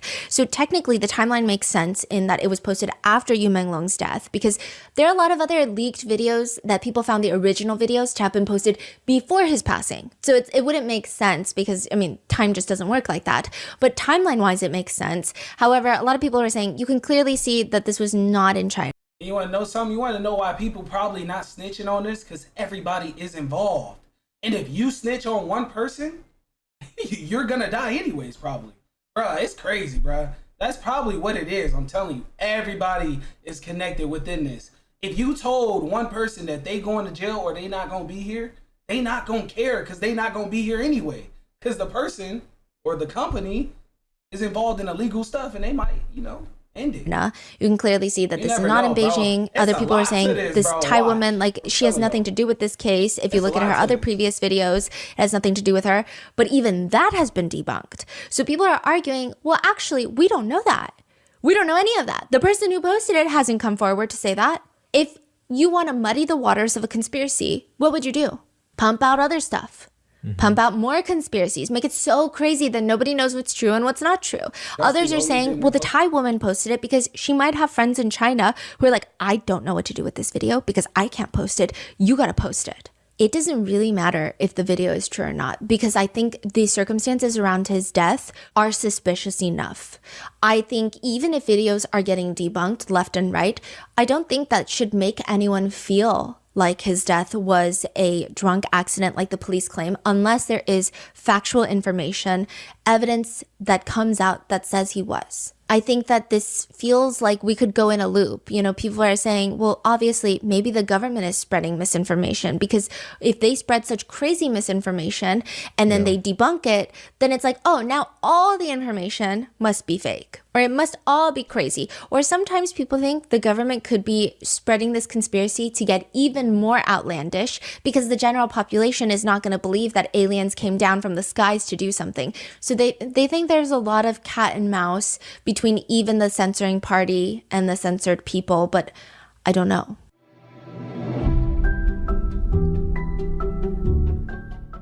Starring Academy Award winner Patricia Arquette and Jason Clarke, Murdoch: Death in the Family is the new Hulu original series that explores the unraveling of a Southern dynasty through a deadly boat crash, double homicide, and a massive embezzlement scheme. Make sure y'all go check that out, though, man. No, Hulu and Hulu on Disney Plus for bundle subscribers. Terms apply. God bless you. Thank you, chat. All right, chat, we're in the second half. However, if we have to go with the safest option, which is, let's say, the peephole videos are in fact completely debunked. They do not exist, or they don't exist in the context of this case. This is not Yu Menglong. This has nothing to do with this case. It's just a random video that has been connected. Let's say that's the truth. Then what connects Song Yi-ren to this entire incident other than the fact that she may or may not have lived in the same building? She may or may not have moved out 9 months ago. There's lots of celebrities that live inside of this apartment complex. What places her at this dinner party? August 10th, she uploads a series of photos. So this is exactly 1 month before Yu Menglong's passing. And I don't think that she knew this. It's clear that she doesn't, because you know when you upload photos, you can upload live photos. And when people click on them, it's like that awkward 3 seconds of motion and you can hear some things in the background. Yeah, there's a lot of selfies of her where, I don't know, maybe it's an artistic choice, but I would just never upload those as live photos. It's not cool. She just looks like she's posing very awkwardly. And then she posts a series of them. So some of them are selfies of her. Some of them are photos of all the food that she's been eating. And you can hear people in the background. They're like mini little videos. The first one that has been a giant point of contention is of her taking pictures of food, and she's talking while taking this picture, and you hear her saying, he keeps resisting. He's still resisting. Resisting what? Who is he? Then another live photo, you can hear near the end, it sounds like someone saying, it's painful or what? Like it's hurting or what? It sounds a little aggressive is what people say. And then there's almost like this smack noise right before it. Like, it's painful or what? Now, some people are saying it doesn't sound like it's painful or what. It kind of maybe sounds like hurting. People are pointing out you can kind of hear pain or some variation of hurt and some variation of a slap. It's not entirely clear, but you can almost also hear someone say no or something along that line. This has been a huge point of contention. Now, in another live photo, people think that someone in the back is saying, why did you kidnap Long Long, which is Yu Menglong's nickname.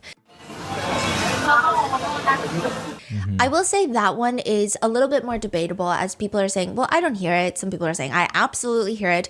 It's been back and forth. But the he keeps resisting one, it's clear. That one is crazy. The audio is like as clear as this podcast. And the crazy part is, they don't even have to be talking about him. It could be an actor or somebody that's coming up in the industry that we probably never heard of yet, that they're torturing or whatever it is, and we probably will never hear of. Like, bro, it's crazy, bro. Like, we only hear about him because he's famous, but what about all the people that isn't? There's another picture that has also been in that little photo dump timeline. Is she's at a sushi restaurant and you see a little cloth on top of someone's phone. And that phone is very specific. It's an iPhone with this silicone orange phone case on it. And that same month, Yu Menglong took a picture. Someone's taking a picture of him taking a picture, and it's the same phone case. I've never seen one singular person outside of Yu Menglong have this specific phone case. No, because the new iPhone is orange. Yes. So that's common. But this is before the new iPhone came out, which is like very uncommon to see someone have a bright orange phone. It's like a orange juice color silicone phone case. So it's like a very specific texture. It's a very specific look, and it's sitting on the table, and there's a little like rolled hand towel on top of it, which makes people believe that he's still resisting. He doesn't have control over his phone. They took his phone and they're slapping him around to do whatever it means. These are the live photos that make Song Yi-ren part of the 17 list. Now, she does go back and she edits this original post. These pictures are still boldly up. I mean, I don't know if it's just maybe she thinks it makes her look less guilty if she doesn't take it down, but they're still up. The comments read, "This is the most popular Song Yi-ren will ever be." Who are you talking about resisting? Who's resisting, huh? Explain, who is resisting? Others are commenting, "Hell is empty because all the demons are here." Netizens also report that Song Yi-ren has a personal alternate account on Weibo, where she allegedly starts asking people who are questioning her online. So let's say Song Yi-ren, someone's commenting, "Song Yi-ren, why are you doing this? Why were you there? Tell us, why are you so evil?" And then this random account that people have connected with Song Yi-ren keeps commenting, "What are you? to the person who hates Song Yiren. What are you? If you don't want your personal information exposed, be good. Otherwise, you won't even know how you died. Damn. It's unclear if this account is truly hers and if these messages were actually sent. We don't even really know where she is right now. Clearly, she has not been detained. She has not been really questioned. Sometimes her social media account's IP show that her location is in Jiangsu, China. Other times it shows Japan. So people were very briefly confused, like, is she fleeing the country? Did she flee to Japan to try and get away from all of this? Or is she changing her VPN so that she can throw people off from her location? Song Yiren has come out to state that she has nothing to do with any of this. In her statement, she says, recently I've been bombarded with online rumors, accusing me of introducing these big bosses to entertainers and luring people to drink and conspiring, fleeing abroad to Japan, even calling me a murderer. These rumors and obscenities are suffocating me, significantly impacting my work, my daily life. I'm experiencing unbearable online violence. In reality, I wasn't there. I wasn't at the dinner. Like everyone else, I only learned of Yu Menglong's passing that morning. To offer condolences to the deceased and to clarify matters, I hereby issue the following warning regarding these online rumors. The background noise in the live photos are not related to the incident. One photo in question, it was me and 3 of my friends having dinner at a public restaurant. During the meal, one of my friends was complaining about her husband. So she's saying, he's still resisting. Oh, the friend is saying her husband is still resisting? Yeah, which is kind of crazy. What? Yeah. I thought the best case scenario for her defense, the best case would be like, oh, I was talking to this guy and he doesn't like me, but I'm still going to pursue him. He's still resisting. It's still alarming to say in that phrase.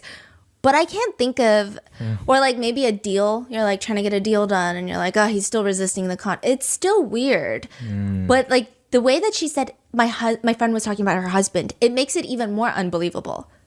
What is your husband resisting? Maybe he's resisting buying a Porsche. I don't know. But it's just the amount of coincidences in these live photos don't make sense. Another photo, she says, I was eating with my assistant in a restaurant. There were waiters and other guests around. I don't even know. I was completely unaware of what was being said at the time. So she's saying the smacking sounds and the what, is it painful or what? She's saying, I don't know. Those are just like waiters and other people at the restaurant when I was recording this. I was taking this photo. I have nothing to do with it. She said, I used to live on a high floor in that building. I didn't live in that unit where people are pointing out the pictures of the clothing that they saw that matches Yu Menglong. She says, I lived on a high floor. So this is like her way of disproving it. Oh. She's like, I lived on a high floor. That's where I took photos of my daily life. But I moved out 9 months ago. I haven't lived there in a very long time. There are some low light photos circulating on the internet. Those are not of me. This seems like she's referring to the peephole videos. I am a Chinese citizen. I have been in Beijing since the incident, and I have not fled abroad. I don't know any so-called political tycoons. At work, I have always relied on myself, and I have not done anything weird. After being cyberbullied, I've never deleted or edited any content or photos I posted on social media. I want to thank the social media platforms for their legal and regulatory cleanup of rumors after the incident. Because of my contract with the former agency expired in June this year, I was unable to speak from the company or studio. In response to this urgent emergency, I believe that if I come out to clarify, it might have been easier to focus on me. So she's saying the reason that I didn't come out forward sooner to talk about all of this and to try to disprove all these rumors is because I thought that if I came out during the wake of this tragedy, all the attention would be on me. And it would fall into larger scale online bullying and questioning. So I decided to wait until the dust settles before responding. Spreading rumors and online violence will only cause more innocent people to be implicated and hurt. After going through so much, I really hope that the person who spread rumors can apologize. I've reported the case to the Public Security Department and have entrusted a lawyer to take legal measures. In short, she denies all allegations. She says that man, how does she even got this much damn money for an assistant? How does she even have this much damn money to bro, lawyers are expensive. It's at her parents, remember? Her parents. Her parents not rich. Giving her no damn money, bro. They rich. Yeah, parents barely want to give anybody money. I'm telling you what she said in here. She's still in Beijing. She has nothing to do with Yu Menglong's passing. In fact, if you utter so much as a word about it, she's probably going to sue you. Almost an hour left. That's her threat, at least. I will say September 28th, a new drama, The Moment I Met You, starring Song Yi-ren, went up and immediately gets taken down 48 hours later. People are boycotting this drama to hell and back. What's crazy is she's just gone back to posting normal photo dumps of her daily life. Really? Acting like none of this is happening. People are commenting, no more live photos? Oh, so you're just going to pretend nothing happened? And they also bring up Dylan Wang in a lot of her comments. So I was like, oh my gosh, what is happening with Dylan Wang? If you guys don't know, Dylan Wang is another very beloved actor in China, and he's huge. He also did a lot of fantasy shows too. Dylan Wang and Song Yi-ren were on a reality TV show together previously. And this clip is so weird. He is sharing the story about how he was invited to a gathering at Song Yi-ren's house previously, before all of this. And everybody is like, oh my gosh, like what's going on? Like tell us about it. And he's like, yeah, I mean, it was like this weird, she was having a party and the whole time Song Yi-ren is sitting next to him and she starts looking very uncomfortable. It's like she starts fidgeting, she starts taking sips of her tea, she starts looking side to side and kind of smiling sheepishly. And he's not exposing her for anything. He's just like, there was this one incident where she was saying, you guys are tired. Everyone come over and I prepared these foot baths for everyone. Okay, just to clarify, Dylan Wang and Song Yi-ren is on a reality show. Yes. They're sitting there sharing a story with a group of other celebrities. Yes. And this story is making Song Yi-ren looking a little uncomfortable because it's not a good... Wait, is that famous actress that they've been showing the whole time? And this That was trying to get Yu Menglong bought out the case? story is Or making bought Song out his Yi-ren thing? looking a little... That's her, right? She's on a reality show too? uncomfortable because it's not a good positive story about her. Yeah. And so he's like, I thought it was so sweet of her because we had been working all day and she's like, I just want to do something nice for everyone. Like, I just want to get a foot bath for you, right? So he goes over to the party and everyone's like, there's a foot bath. And he's like, oh, this is so sweet. Everyone's like, put your feet in the bath. Put your feet in the foot bath. Put your feet in the foot bath. He's like, oh. Is this a common thing or no for Americans or no? A foot bath? Oh, maybe, perhaps not. It's like a soaking tub with hot water. It's like, maybe it's a more, I don't know. It's a very common thing we do grow up. No, sir, it is not common for us to do that. Now, if we go to the nail salon, of course. But if you're not going to the nail salon, that's not common. I don't feel like it's as common anymore. Because my mom used to have one in her room. Like back then. So I don't think that's common anymore. Growing up, like after a long day, steamy hot pot of hot water, you dip your... And it didn't look like that. It looked like you were supposed to put your feet in it.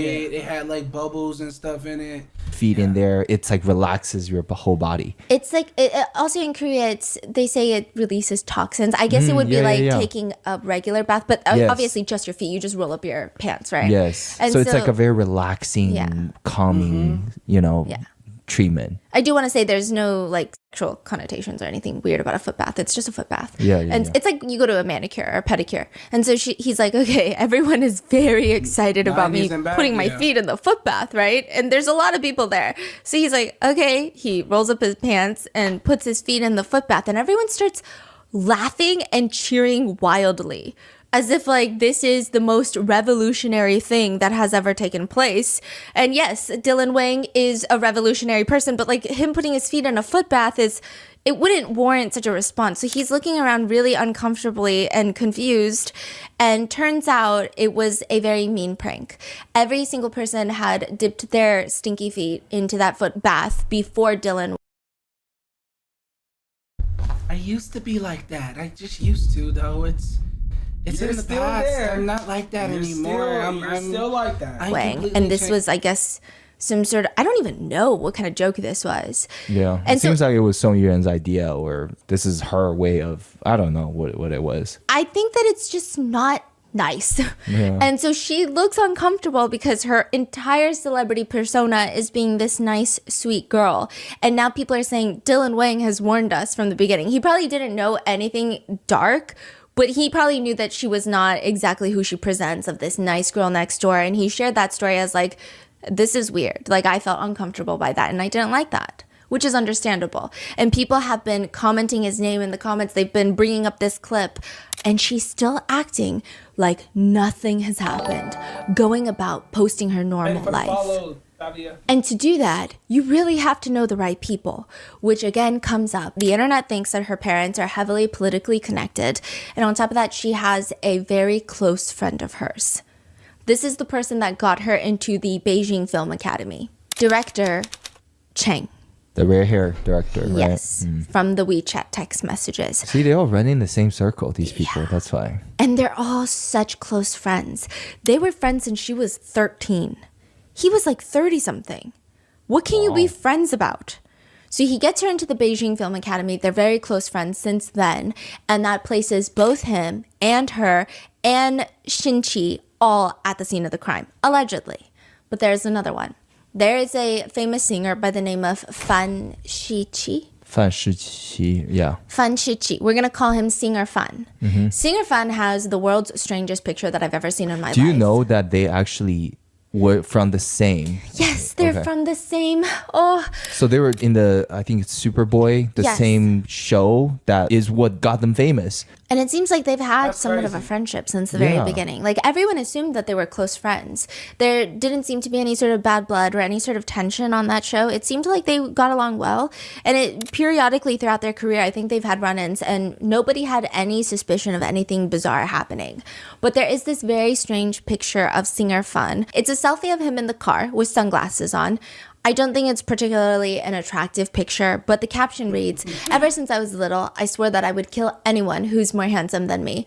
Until today, my sword still hasn't been used. Hashtag fun shichi. Hashtag early days. Hashtag just handsome." So this is the type of guy that he is, okay? But then recently, what placed him at that dinner party was this leaked video. There's lots of voices in the leaked video, and people are saying this is the torture before Yu Menglong's death.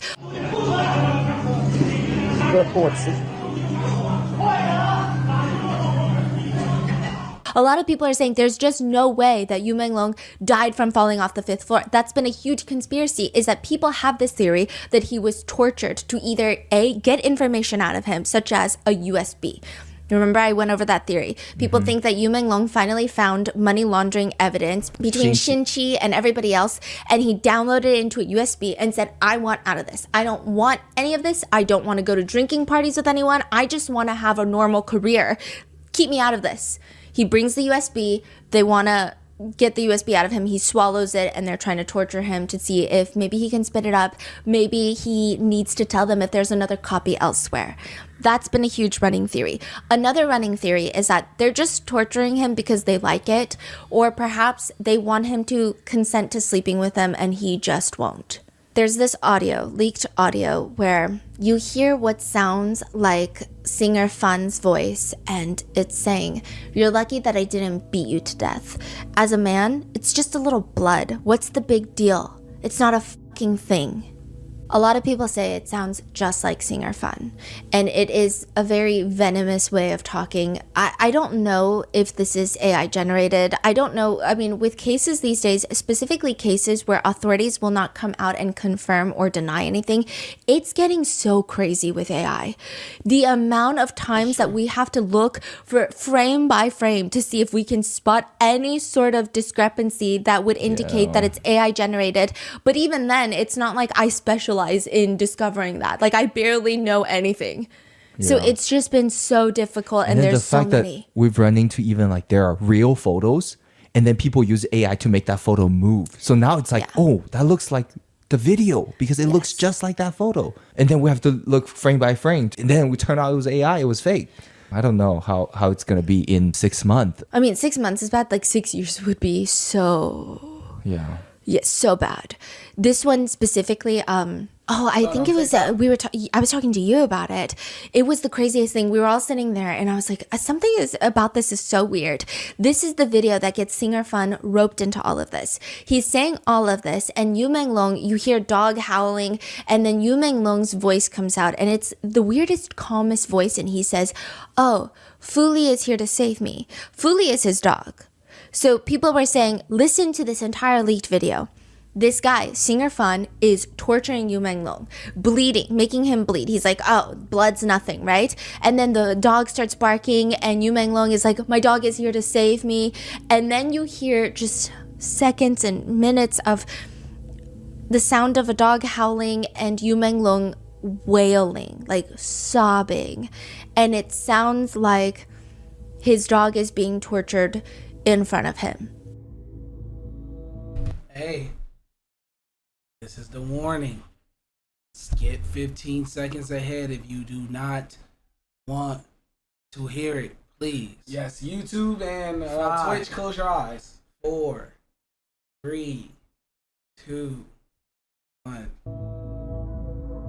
干鸡巴什么呀？福利来救我了，没鸡巴打死你就不错了，他妈忍着点吧，没鸡巴事儿。大男人他妈流点血算鸡巴什么？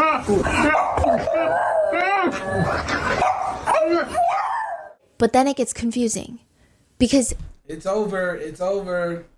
That whole part where he says, Fuli is here to save me, his dog's named Fuli. 福利来救我了。 That's from his live stream. 福利来救我了。噔噔，福利 Come on, so it's fake. 来救我了。 So we don't know how much of this video is accurate. Singer Fun saying that, it sounds like him, could be AI, but it sounds like him, but it could be AI, we don't know.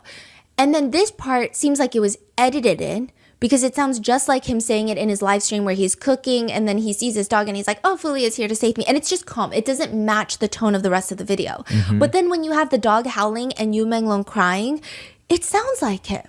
Yeah. It sounds like him crying. So it's like, what is it possible that 80% of this video is true and the 20% is edited? I ain't gonna lie, that's definitely AI. I ain't gonna lie to y'all. Is it possible that 90% is true? Is it possible that only 50% is true? And if any part of it is true, that's already very alarming. And then there has been this conspiracy that's been running around, which I've been talking to you about like people saying, oh, well, it's been debunked. Well, has it really been debunked? Who said it's debunked?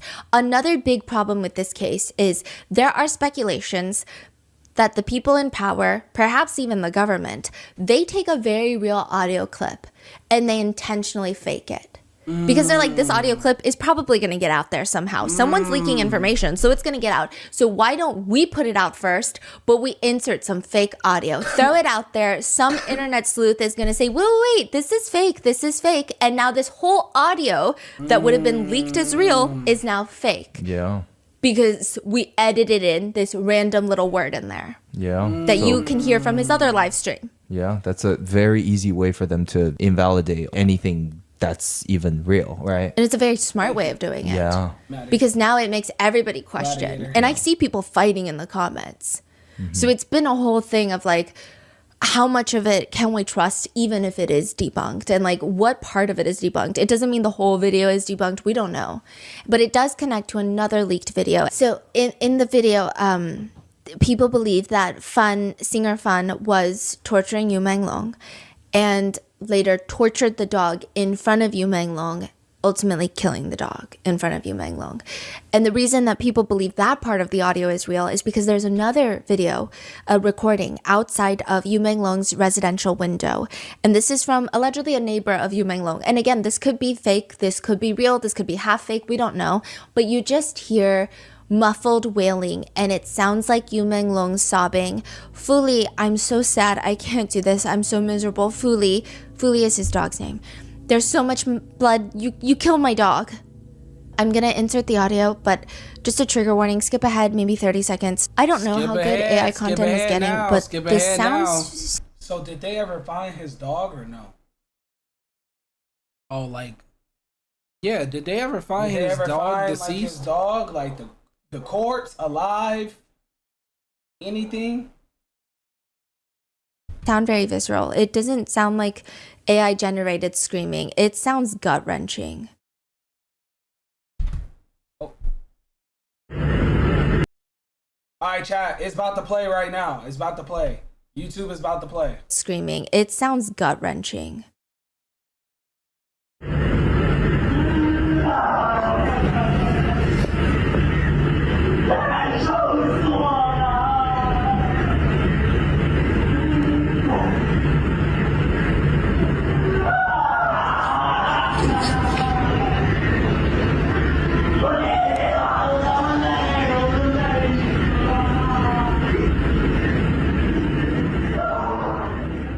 But this makes people believe that singer Fan is there and that they killed Yu Menglong's dog to get him to comply.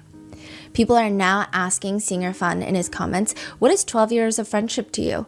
Your shameless betrayal and lies have been exposed. But what's crazier is that 4 days after Yu Menglong's passing, Singer Fun posts on Weibo, I'm very happy. Are you guys happy? If you're happy, are you ready to meet me in Chengdu? Which was for his next concert that sold exactly 15 tickets. The comments all read, his friend is dead. What is this motherfucker happy about? Ultimately, only 15 tickets were sold for that concert. They had to cancel the entire thing. His studio tried to make it seem like he had to cancel it because he's sick, but all the netizen comments read, oh, you're not feeling well? I hope you don't make it. Hope the disease defeats you ASAP. You must not get through this. Fighting. People think it's weird that he has not made any sort of big statement disproving any of this. And the one thing that people think could debunk that Singer Fun is there, the dogs. If this audio is not real, then the dogs are fine. Where are Yu Menglong's beloved dogs? Like, he loves these dogs. An employee of the agency that Yu Menglong was signed with, the one that everybody hates right now, she's like, I work at the agency, but I've been a good friend of Yu Menglong's forever. She says, in fact, there was a time where I was really sad and I had some bad thoughts and he was the one that stopped me. He was the one texting me. And so I don't believe that he would ever self-exit. So it must have been a drunken accident. Basically, that's her whole stance on all of this. This was like the message that we're seeing when this first happened. She's the first one to come out and say, this could not be self-exit because Yu Menglong saved me when I had the thought. But she's so convinced that it is a drunk accident, which people are saying that doesn't make sense because if you work at the agency and you are a so-called close friend of Yu Menglong's, you would know that he would not drink that much right before a CCTV giant performance that he has the next day on a government-run television program. So you would know that. People don't like her because the dots are not connecting. But some people are open to it. They say, well, if you're such a close friend, can you tell us that Yu Menglong's dogs are fine? Because then maybe we don't need to cancel Singer Fun and maybe we are cyberbullying him. Maybe he's innocent. Just let us know where the dogs are. Are they okay? And she comes out to say, the dogs are fine, okay? They're being taken care of by a close friend of Yu Menglong. What's very interesting right off the bat is that her posts are not being censored. Anyone asking about the dog, their posts are getting buried, it's getting deleted, it's getting wishy-washy on different platforms. Sometimes it goes down quicker than others, but she's doing full-on posts about Yu Menglong's dogs and being like, don't worry guys, Yu Menglong is gone, but his dogs are here and they're fine and they're with his friend. The posts are up. So people start asking, okay, well, if the dogs are fine, can you just ask that friend for a photo of the dogs? We just want a photo of the dogs to make sure that they're okay. A photo, a video just disproved a lot of things. Yeah, just give us time and date and a photo of the dogs and we're good. And she starts commenting back, you guys are so weird. You don't think that you're so weird and ridiculous? When Yu Menglong was alive, you didn't even care about him, but now that he's gone, everyone cares about his dogs? What do you mean? Such a bizarre response. Just give us a picture of his dogs. It's very evasive, to say the least.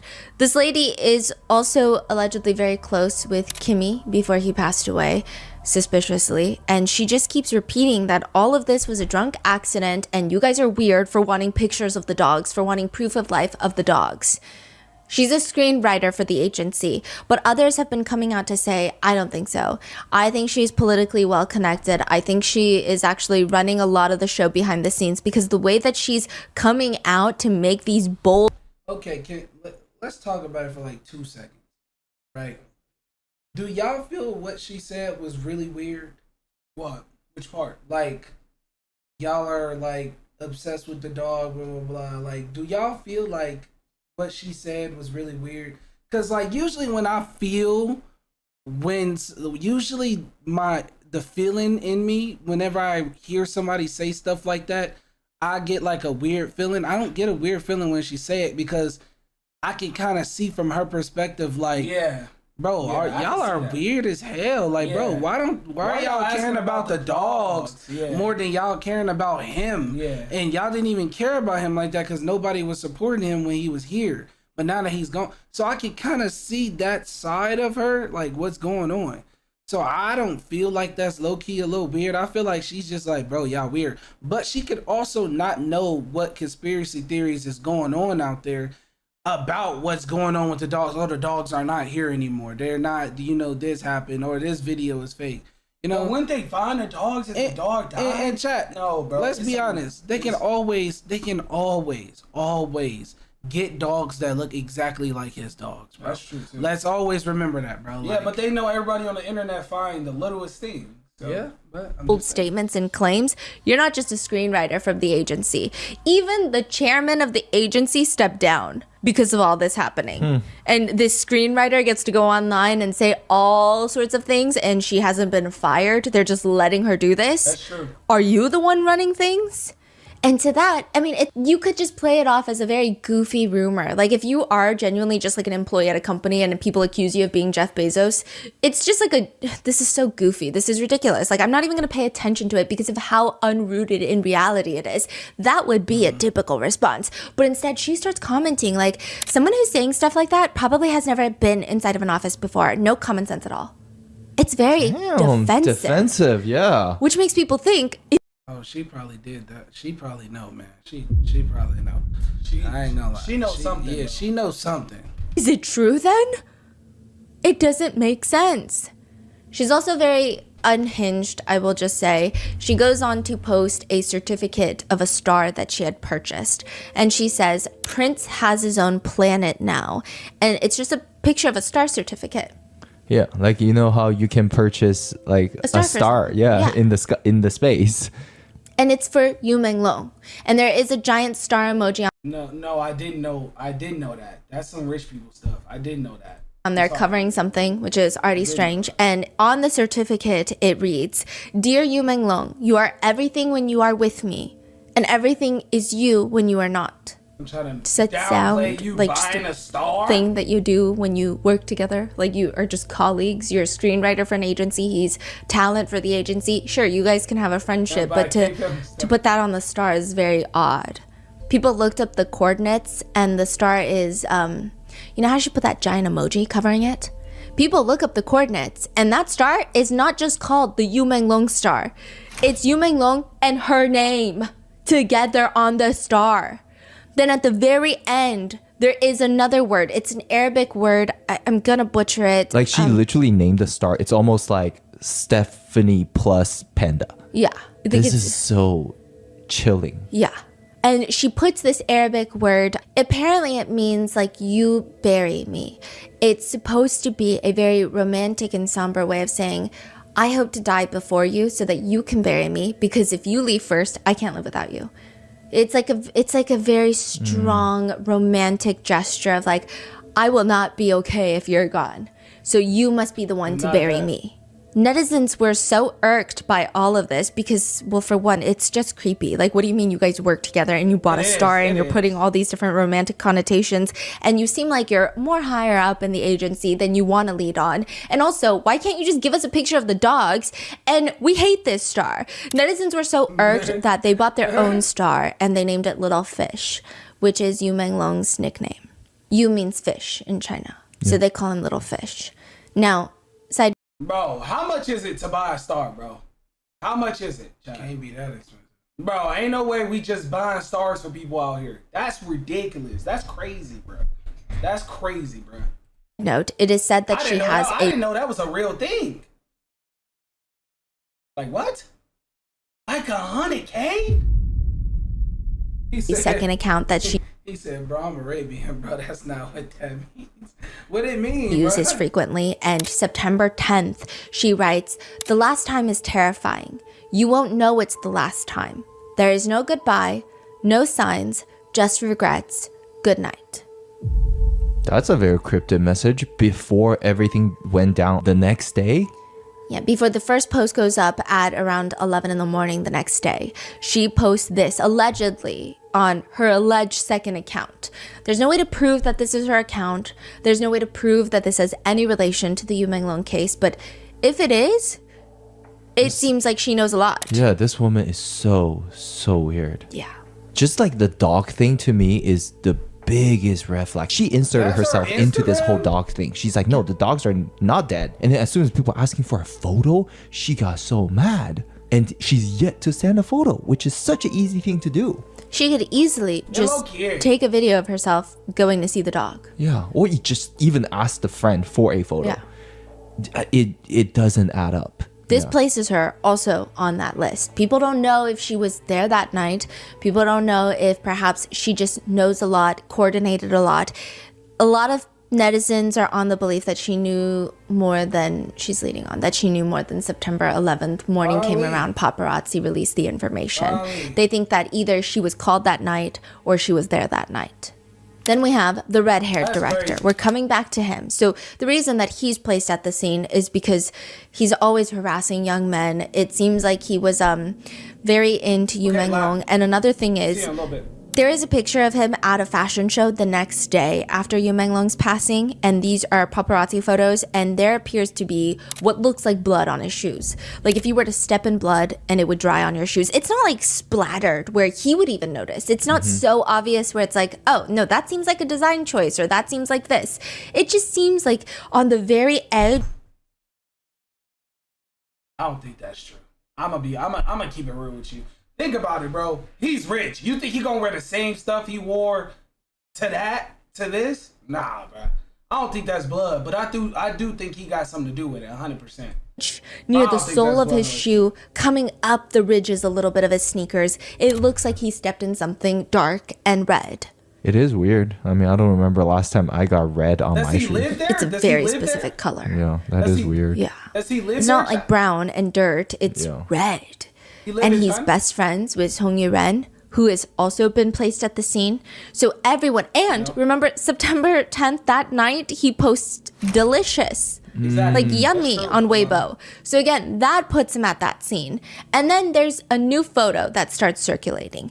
In neighborhood forums and later on social media platforms, one of the biggest questions was, who the hell are these two guys holding hands at the scene of the crime? Which, by the way, it's not really a scene of the crime because the investigation has closed it as a drunk accident, but most people think it's the scene of the crime. They're like, who are these two dudes? Can you explain the photo again? Yes. Like the situation, what are we talking about? Of course. So this is, a lot of neighbors had gone to that building to try and see what's going on, investigate, and all the police are trying to tape it off. They're not even letting security in. It's very controlled. But outside the building, you see building 18, and at the very bottom, right before the door opens, before you get into the building, there's a bunch of police officers scattered about, and you see this man in white, and he has his back turned toward the camera, so you can't really see his face, and he's sitting on what looks... Y'all know who that looked like? Somehow, I don't know. Maybe I'm wrong, but this dude looked like the dude with the red hair for some reason. That is him. And this looked like the fan dude, the fan guy. I don't know his name. Looks like the ledge. It's a little sidewalk ledge. And then a man in black is standing next to him, and you only see his side profile. And he's like holding his hand. They look like they're caressing, comforting each other. But it's not this deep sense of profound comfort of, we are in immense grief. Let's cry together. It's almost like those jokes of the young couple at Disneyland lines. Like you always see that weird high school couple that's like all up on each other and you're like, whoa, this is Disneyland. What's going on? Like, please. Side note, my friend just went to Disney. She just went to Disneyland by herself. Never in my life did I ever think somebody would do that, bro. I'm not gonna Let's be appropriate. Like, it feels like that. It's like they're just like holding each other's hands. It's not that inappropriate, but it's like, it's weird. It's like a calmer, comforting. The feeling I got was like, I thought maybe one of them is the one that put their shirt on Yu Menglong. Like they're the friends of Yu Menglong, and they're just looking at the situation, comforting each other by holding their hands. Like, what the fuck? But it doesn't feel like a deep, profound... Yeah. Like, I'm in grief because no one's slumped over. No, I feel like if you're really that sad of a friend passing and seeing that friend pass, I feel like you'd be slumped over and someone would be like patting your back. Yeah. I don't think it'd be like, here's my hand, hold my hand while you're standing next to me. Yeah. So people thought it was really weird, but they're like, who the hell are these two guys holding hands? Because they must have been at the dinner party. The guy in white, obviously, you can't see him because his back is turned to the camera. But the man in black, you can see his side profile. And people are saying, it looks just like director Chang. Now, a little bit of that's him, bro. That's him. There's no way you just said that looked like him. Nobody has his side profile. Let's be real. Let's be real. Text. The man in black has black hair. Director Chang has bright flaming red hair. And he comes out to say, you guys, I have had this flaming red hair for years. I've never had black hair. I didn't have black hair September 10th, September 11th, and I don't have black hair now. People are saying, okay, well, we didn't see you September 10th and September 11th, so we don't know if maybe you just dyed your hair back. But I will say the day after, when he did go to the fashion show, he did have red hair.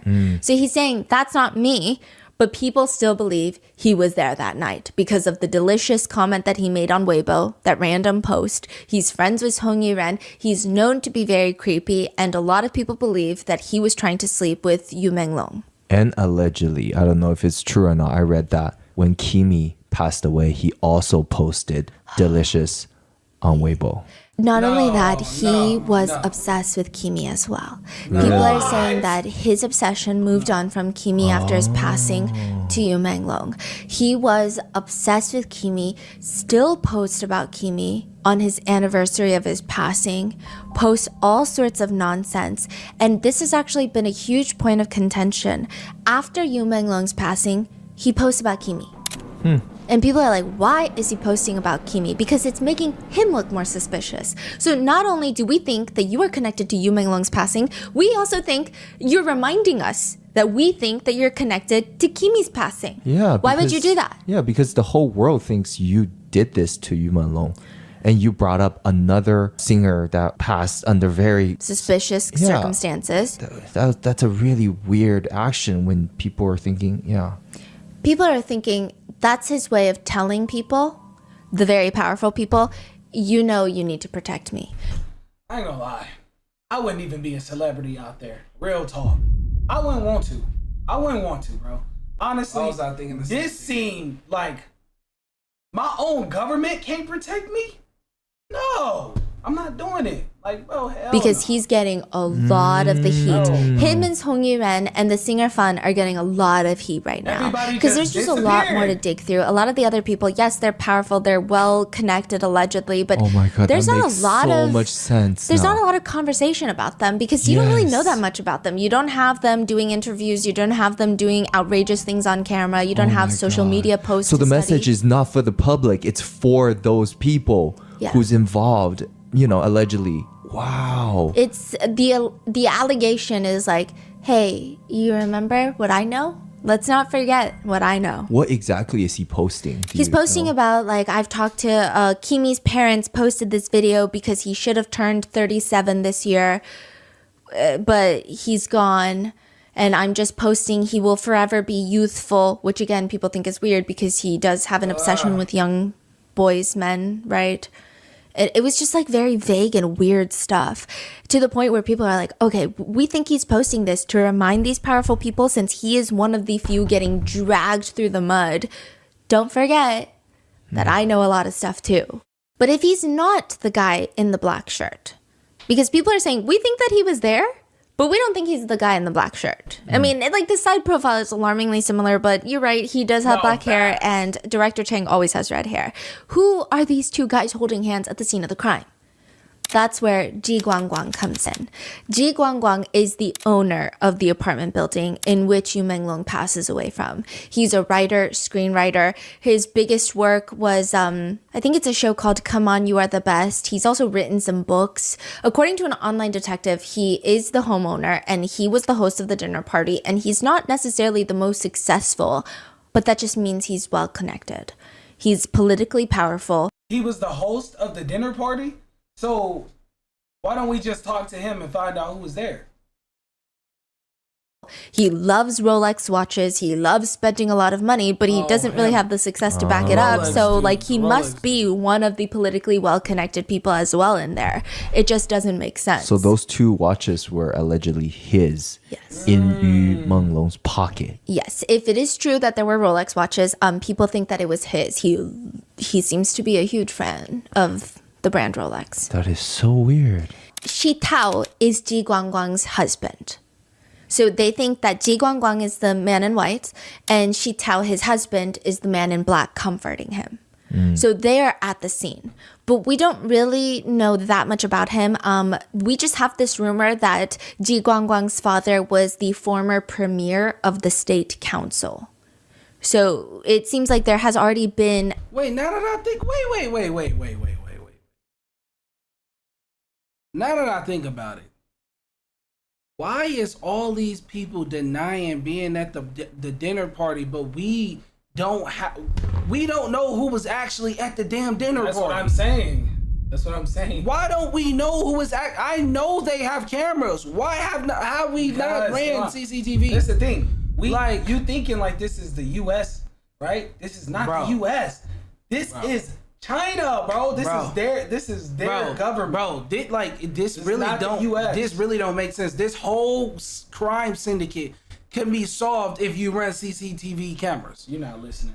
I'm listening. You're not listening. What did I just tell you? You're not listening. You're talking about this is China. That has nothing to do with running cameras. Yes, it does. They're corrupt out there. Even the police. Oh my gosh, bro! Why are we worried about corruption when there's cameras? That's how I know you're not listening, bro. Chat. You're not listening. Man, if they corrupt, they don't care about the proof. They're gonna make the proof. You're right. Allegations at the forefront since a long time ago that he is very politically well connected. But being politically well connected is not necessarily a bad thing until now. So they get placed at that dinner party. And Ji Guangguang doesn't really make any statements that are convincing. He just goes off to immediately turn off his comment section. And people think that is very suspicious. There's also another photo of him where it's a very blurry photo of him inside of his apartment unit. And it looks just like what the apartment units look like in this building. It looks like the window that Yu Menglong fell out of in... Wait a second. But he owns the apartment complex. Like, this ain't the back crazy, of this right, photo. Chat? This is not crazy, right? So we've got Ji Guangguang, we've got his husband, and that husband is definitely not Director Chang.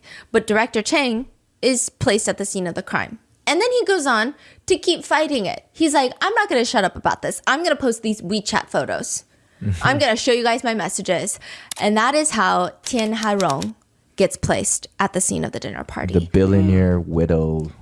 Yeah. That allegedly also wanted Yu Menglong. Tian Hairong, her husband was at one point one of the richest men in China. He went to prison for money laundering. He died suspiciously in prison, and she inherited billions of dollars. She has been friends with the red-haired... If that don't tell you that the government is corrupt out there, I don't know what director for at least the past 20 years. And people are saying she is the money behind... Chad, look, this don't matter. Don't cancel me. Look at him and look at her. That's it. That's all I want y'all to do. It really don't matter, but just look at them two and tell me if they look like they having a great conversation with each other. Somebody tell me. That's it. That's it, Chad. Don't cancel me. Money. Don't cancel me, Chad. I'm just saying, look at behind him. all of this. Look at him. Yes, all of these people are politically well connected. What does that mean? They have boatloads of money. They've got a lot of it, but they're using their political connections to get away from this scot-free. Chad, I'm not the best looking dude. Chad, I'm not the best looking dude in the world. But if you see me with Angelina Jolie, there's gotta be something going on. We don't even look like we having a good conversation.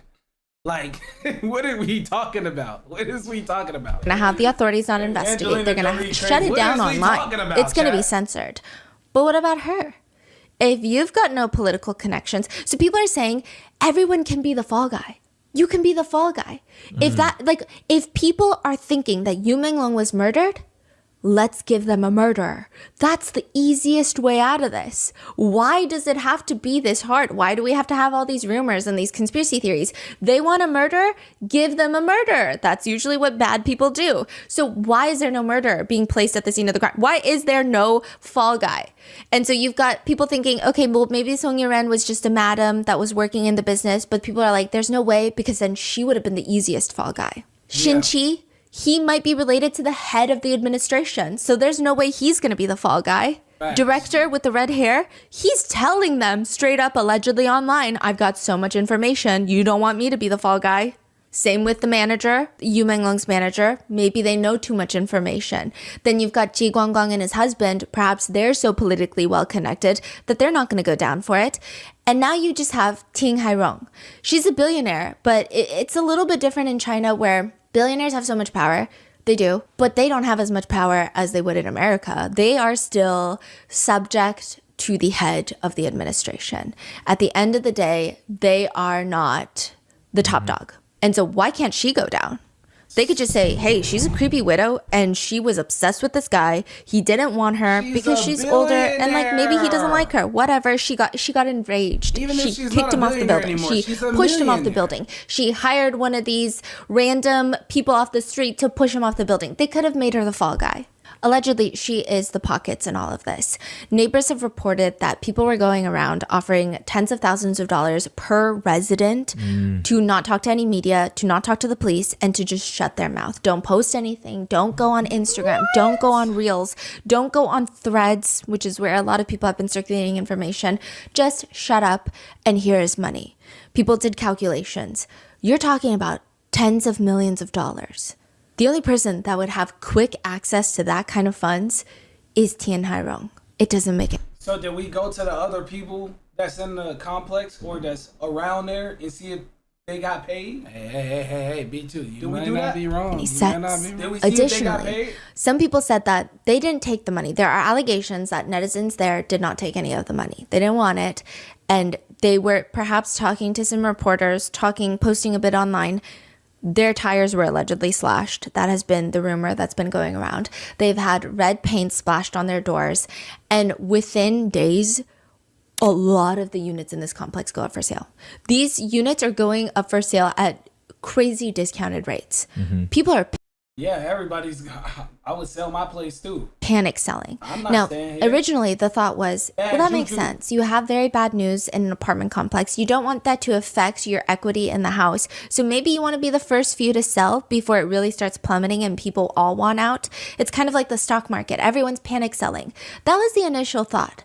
But the amount of money that people would be losing, it doesn't make any sense. And also, lots of tragedies happen in Beijing at all sorts of different apartment complexes. And typically, like, you just ride the wave and like in a year, you won't lose any money. It doesn't make any sense that they would be panic selling unless they're scared to live there.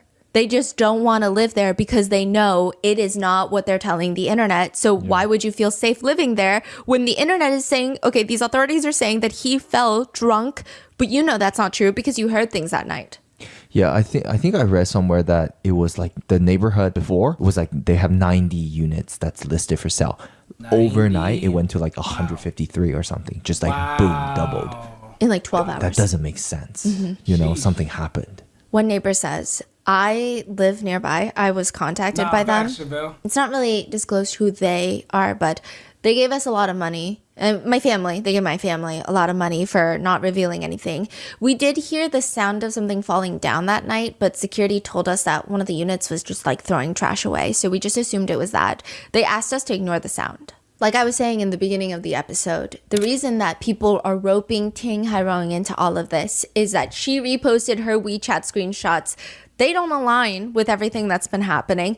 That receipt of the Bulgari Hotel restaurant receipt, that was weird. And so people think, yes, you are a very suspect person, and we think that you were there at the dinner party. But she really seals the deal in the netizen opinion department when she decides to repost a statement from the police officials as a way to inadvertently declare her innocence. She reposts the police statement that they have officially arrested 3 people in connection with this case. Okay, this is like the craziest thing. The police finally come out with their own statement. Previously, everybody's talking for the police, saying the police have concluded that there's no foul play. The police come out weeks later. Okay, so in China, the police announcement's always coming out in this navy blue poster. That's like with a stamp of the police on there. That's the official statement. And that usually gives you the most credible information, as credible as the police official statement is. And people thought that it was going to be about Yu Menglong's case. So they're like, okay, this is a long one. We see lots of words. So it must be about Yu Menglong's case, and we're finally going to get answers. And they kind of briefly touch about Yu Menglong, but more so, they just post 3 people have been detained in connection with this case. They are being investigated. One detainee fabricated a story that Yu Menglong was set up by others and injured before jumping. Another detainee fabricated a story that he was thrown off the building. And the last detainee fabricated a story that Yu Menglong's mother was being held under control, resulting in her not being able to comment on this case. All three of them have been placed under compulsory legal measures by the police. This is like it. That's it. All they write about Yu Menglong is after Yu Menglong's accidental fall from the building while intoxicated. Police immediately investigated. Through scene inspection, forensic examinations, interviews, and reviewing of the surveillance footage, criminal suspicion has been ruled out. The investigation results were shared with the family, who have raised no objections. Yu Menglong's mother has also issued a statement through the studio's official Weibo account. We're going to get more on this mother's statement later on, but people are just saying, I mean, it does not take that many neural pathways to figure out that this statement is not going to be received well.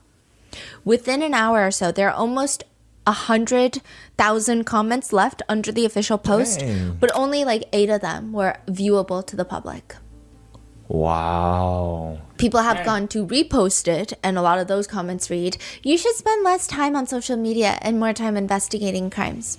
What should I pay attention to if my friend invites me to a dinner party at their apartment in Beijing? Hey, so you guys saw nothing on the 5th floor? No stairs, no elevator, no surveillance cameras? Like, are we seeing anything?" Other people comment, there is never any sort of drinking party, only other types of parties. But what's crazy about this is Tien Hairon repost the photo of the police bulletin that they had posted on Weibo. So you've got 2 posts. You've got the police's original Weibo post of this bulletin board. She reposts that picture, and people are looking at them too, side by side, and they go, that's really strange. Because on the corner of the police post, on the corner, bottom, you see their Weibo handle, like Beijing Chaiyang Police. Then you go to her picture, and you see in the corner her username for Weibo. But it's not a bunch of jumbled words. It's not her username on top of the police username, which means she must have had the original bulletin. She must have had an original copy of what they were going to post. This is crazy because the police don't just give that out to people. Police don't really go out of their way to give their statements and official postings to people for fun. FOIAs, FOIA requests are not really a thing in China, so how could she get that? That's all I was saying. Bro, corrupt, bro, corrupt. If she doesn't have some sort of power over the police or some sort of connection with the police officers. No way, especially when you consider a reporter called the police just before this official statement was posted. Bro, you can't be this stupid. Like, you can't be this dumb. She can't be that dumb. She can't be that, where's her team at? Where's her PR team at? You a billionaire. Where's your team? You can't be this stupid. You can't. I'm sorry. Asking for an update on the case. You can't. Just a status update. The police straight up tell them, look, if you're not directly related to Yu Menglong or Yu Menglong's family, I cannot disclose anything about this case. Just wait for the official announcement like everybody else. So why doesn't Tien Hairon just wait for the official announcement like everybody else and just repost it with their handle on this side just like everybody else? It doesn't make any sense. Especially when you consider that doesn't get censored, but all these different bloggers who are reposting leaked information or even journalists sharing what their sources have told them, their accounts are getting restricted or banned on social media. Fishermen on Weibo, Little Red Book, Douyin, they've all been banned. A lot of them have been deleted. Fishermen are coming out and saying, I'm trying to make a living selling fish. I go out into the deep ocean, deep sea fishing. I come back, I make little doings, I make little TikToks to bring people to my dried fish store on TikTok shop. And I have been banned. I've been suspended. Because Yu means fish, and so people trying to get around the censorship, instead of saying Yu Menglong, they've been calling him Little Fish. And they have just started banning people that have little fish or fish too often in their freaking live stream or their videos. They just start banning all of them. Even people who are, they're not even fishing.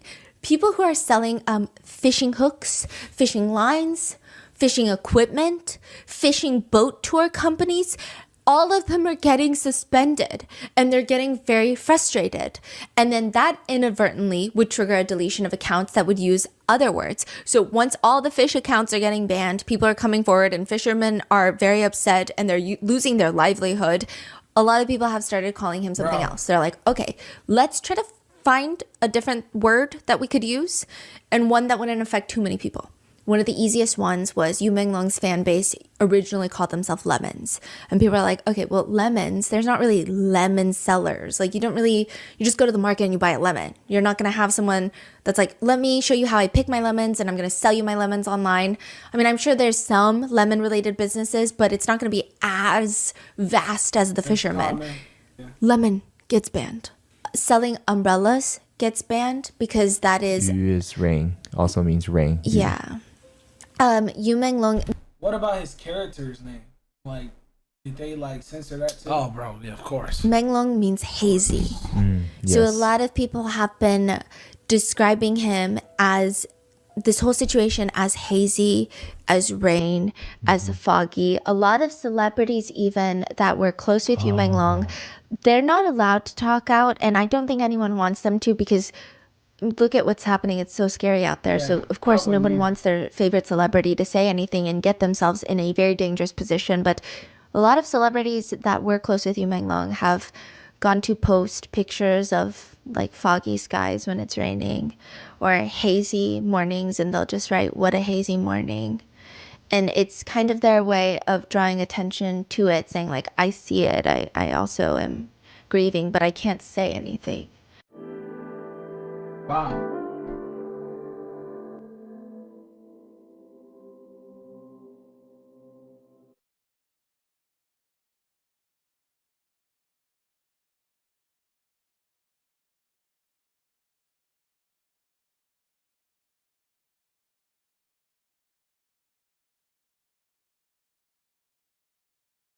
That's beautiful. People have been banning selling umbrellas, lemons, fish, catching fish. It's said that if you are doing any of those or saying any of those words, even if you're not talking about Yu Menglong, if you're going at the fish market and you're talking about the different types of seafood that they're selling there, it's likely that your live stream is going to lose internet connection. One netizen jokes, but not really. It's depressing. They say, yeah, soon enough, they're probably going to even ban selling fish at the market at this rate. Bro, stop. A lot of Chinese people actually have a term for all of this, and they say it's a serpent eating its own tail. And that's how a lot of times censorship has been described. And like, I do want to say, I think we're lucky to live in the US where censorship is maybe not as obvious of a problem, but censorship exists everywhere. Man, we're lucky to live in the US in general. It's so much stuff happening in other places. This is definitely, I mean, it's a lot. Don't get me wrong. It's a lot of stuff happening here too. Even like terrible things. But like, they can't censor everybody. you can't censor everything out here, bro. It just get everywhere, bro. Like, you can't censor everything. Out there, you can censor it because even your own government can tell you what to do. Yeah, because like they have literal laws on like that's censorship. crazy. That's crazy. Like That's even crazy. in the US, like there's no such thing as, I don't think there's any country that does not have censorship to any varying degree, but they say that when censorship gets really bad, it's a serpent eating its own tail. Because something is getting censored, naturally it causes everyone to wonder, why the hell is this getting censored? Which then leads to a bigger conversation of the intent of the censorship, the conspiracy theories, the dark, different allegations and suspicious points, which again, could not be true, could be absolutely true. We don't know, but this cycle starts and the conspiracies get darker and bigger. And then that conspiracy getting censored almost adds credibility to the conspiracy, and it's a serpent eating its own tail. And it's like this vicious cycle of just, we don't know what's true, and everyone just gets hurt in the process. And it's not even like the government really benefits either. And it instills a lot of fear in citizens. I think the reason that people are very upset about this case is, I think there are lots of people who just love Yu Menglong, and I think there's a lot of people who just don't like injustice. But there's also this extreme fear in citizens of, if even this celebrity Yu Menglong's death can be covered up, so to speak, what about literally every other citizen who does not have 25, 26 million followers who care about their well-being? They're not just Who saying cares that. about them? One comment reads, if it truly were just an accident, why such heavy-handed censorship? I just don't get it. And on that note, I'm going to go through some of the rapid fire conspiracies that do get a little bit more off the beaten path. Like these are conspiracies that I probably don't see as frequently connected to any other case. I think that there were times where I would get into going down the rabbit hole for these theories, and then I would have to pull myself out, and it felt very disorienting because while it does seem very detached from reality, I don't even know what to believe anymore. Yeah, bro. It's just gotten that weird. Facts. Some accounts have taken it a little unhinged. There are theories that because Yu Menglong's birthday coincides with the head of state, that he was used as a sacrifice. People have pulled a clip of the head of the administration in China stating that he believes that soon people will live to be 150 years old. And that has drawn a crowd of people to believe that there are ritual sacrifices being performed for the rich and powerful. And I know it sounds crazy, but we have the same exact conspiracy theories in the United States with child sacrifices so that the wealthy could get wealthier and that they can have more success and all of these. I think it's just embedded in a lot of humans because I guess that's just what we expect from power. And they say that you can deceive the king of hell and extend your lifespan if you find someone whose horoscope matches you and you guys have the same birthday. The king of hell gets a little bit confused. So they're like, oh, I guess you're already dead. I'm not going to look for you on earth to bring you back down here. That person, they say, is known as the living mummy, living until it's time for them to be sacrificed. They say that he was killed on September 10th because it coincides with the end of the blood moon. So they think that this was a sacrifice for the head of the administration. Again, it sounds like a very crazy theory. I think, honestly, that it's just a bunch of sick motherfuckers that did something that they weren't supposed to do and now they hiding it. That's what I think. We've had similar theories happen in the United States. There's no way for me to even give you any sort of concrete evidence for this type of theory. I don't know. Then there is the 798 Cube Art Museum that comes into question a lot. About 2 weeks after Yu Menglong's passing, it was recorded that someone had logged onto his Weibo account and the amount of posts that he had on his Weibo went down. So 2 weeks after he passes away, someone just deletes one thread of photos. That's weird. Which ones? And so people start going cross-referencing, they start looking, and they find it's 3 photos that are connected to Yu Menglong visiting what appears to be a museum. It looks like it actually kind of looks like he's in a rug store. If you look at these 3 photos, it's him kind of laying down or posing in front of, it looks like red rugs that are hung about, and there's rugs stacked on top of each other. It looks very artsy. At one point, you see some sort of silver chains on the side. It looks kind of industrial. Maybe it looks like a rug making factory. But interestingly enough, these are the photos that disappears. What's in these photos that's even weird? Yeah. They try to trace the timeline of when those photos were posted, and it coincides with when Yu Menglong had gone and visited this museum called the 798 Museum.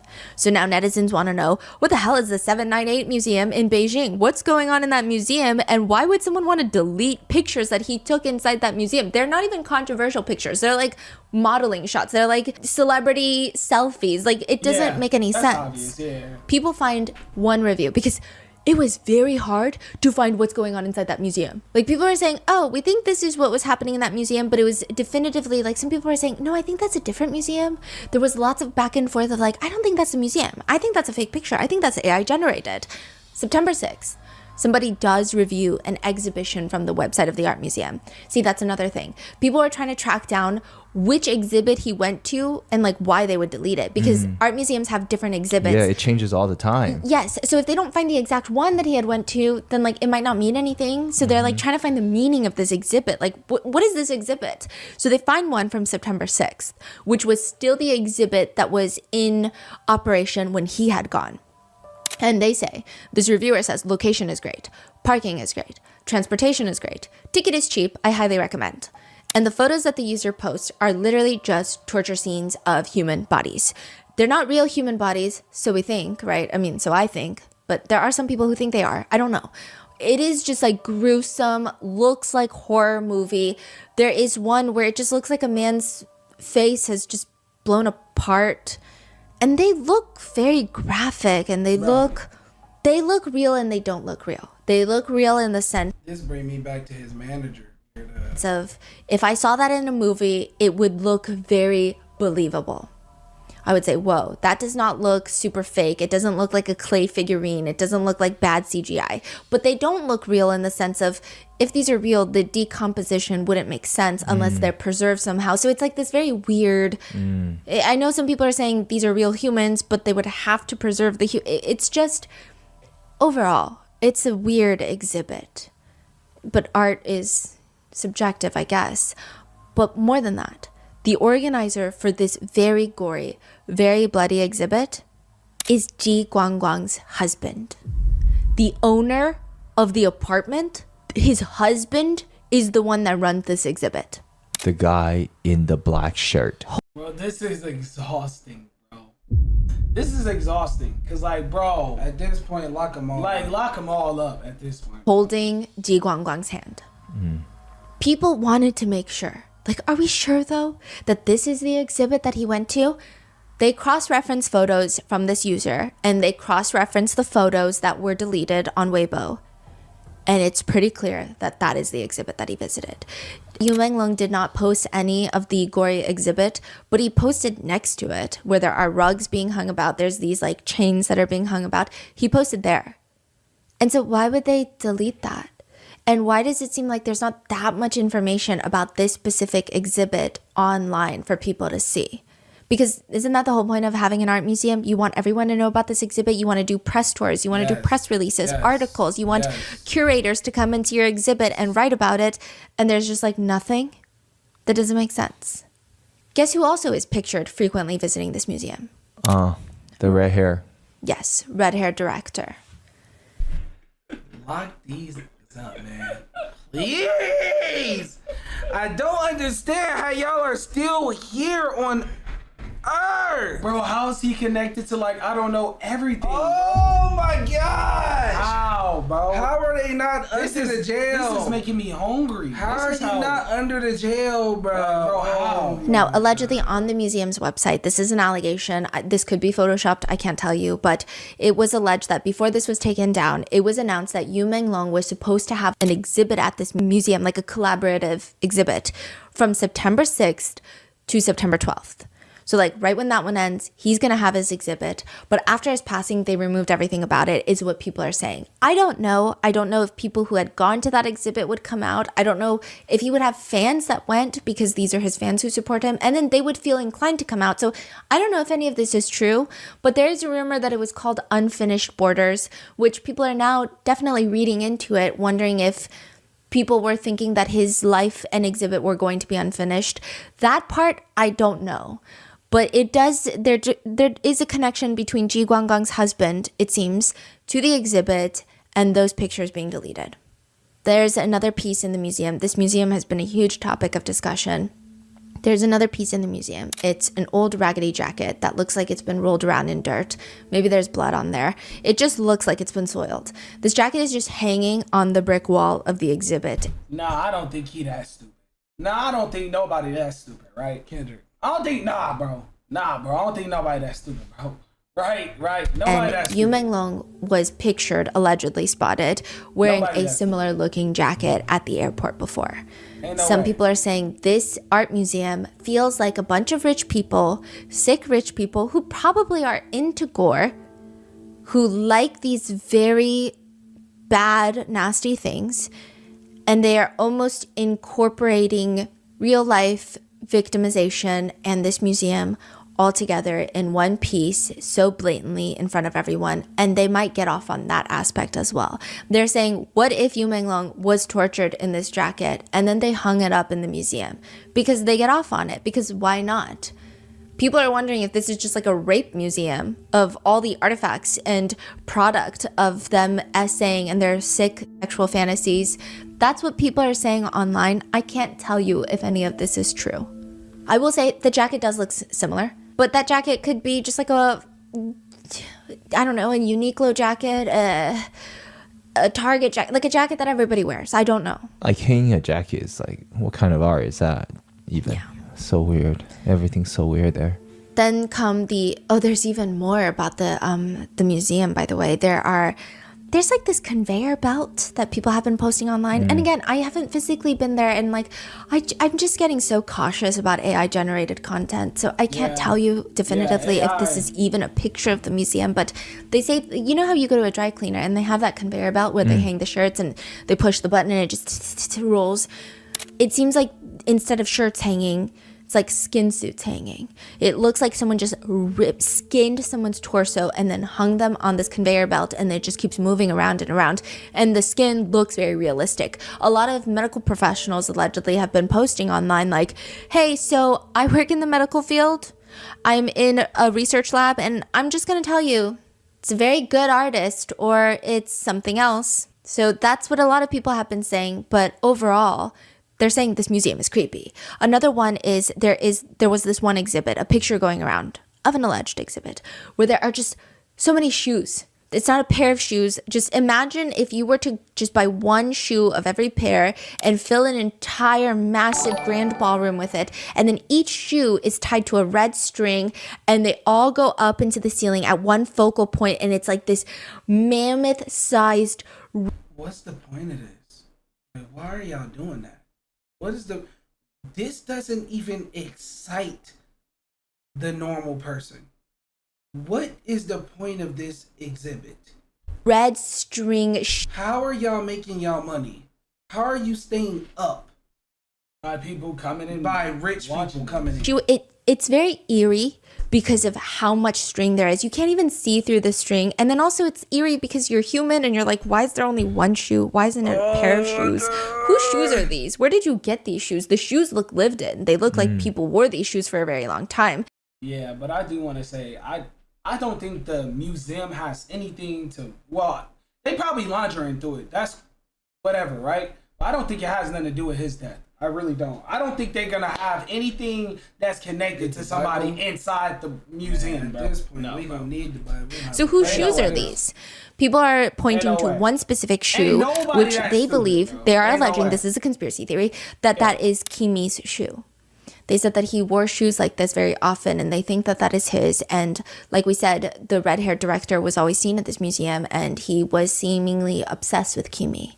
Additionally, a lot of people think that Kimi's alleged photo from his funeral many years ago, they think that he was mutilated and tortured to death. That is a conspiracy theory online. They think that it does not appear like his body is intact. His family did come out years ago to say, that's not true. Our son was very depressed. I don't know why people don't want to accept that he was depressed and he self-exited. We didn't want to see his hands. That's why it looks like he has no arms, because we asked them to put his hands into the flowers in the casket because they were just bloated and engorged, and we didn't like the way that they looked, and it was bothering us, and that's why it looks like that. People don't believe that to this day. They think that his casket photos are unnerving. They say that it doesn't look like he really even has a torso. It looks like he's almost been stuffed with like a cardboard cutout of something to make it seem like his shirt is in place, but again, these are conspiracy theories. And then come the tunnel theories. I feel like every case, once the conspiracies start getting a life of its own, there must always be tunnel theories. I know with the Sean Combs case, there was tunnel theories between the tunnel of the Playboy Mansion and his house, and everything is always a tunnel. It comes back to a tunnel. But they say that the museum is connected with an underground tunnel to a very big hotel, the Bulgari Hotel. The same one that the red-haired director and Tin Hairong had dinner in that night. They say there is a tunnel, an underground tunnel, so that they can transport him from the hotel to the museum and however they please. That's wild. Wild. If that's real.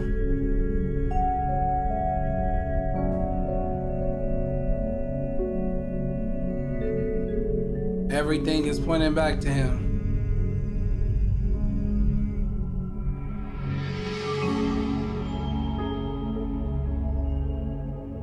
I will say when you look at the map, they do seem like in some sort of perpendicular parallel line. But again, cities are built on perpendicular parallel lines, so it's not necessarily the most alarming thing, but I don't know. The Bulgari Hotel has been more or less canceled in Beijing, China right now. There were a few videos that came out from people who claimed to have been in that hotel during that time of, well, a little bit before Yu Menglong's passing. And they say that it was weird because you checked into this 5-star hotel, one of the alleged reviewers, and they were in the hallway. They hear screaming. They hear all sorts of things. It sounds like someone is getting tortured. And there's like little red droplets in the hallway floor. They zoom in on it. It looks like blood. So people are saying that sounds like the people who were allegedly with Yu Menglong. That seems to be connected. Then another person posted another video allegedly at the Bulgari Hotel, but they don't even say that it was at the Bulgari Hotel. They say this is leaked torture video and audio of Yu Menglong's passing. And you just hear people screaming, like, spit it out, hurry and spit it out. And this is how the USB theory comes about, of he swallowed a USB and they're trying to get him to spit it out so that he won't have that evidence. But they're just filming the floor of what looks like a hotel floor. The tile is extravagant and the tile is oddly specific. It's an 8-point star. So instead of just like a regular star, it has 8 different legs on the star. And people are like, that is such a specific design. And they start looking into it, and that is one of the trademark designs of the Bulgari hotel chains. They love an 8-point star.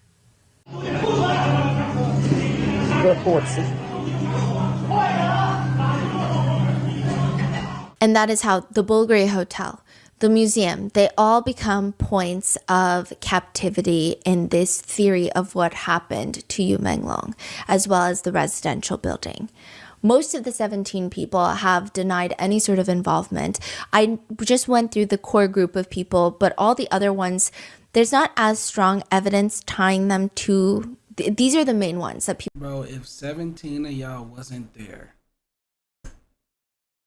who was at that damn party? That's what I want to know. People are focused on.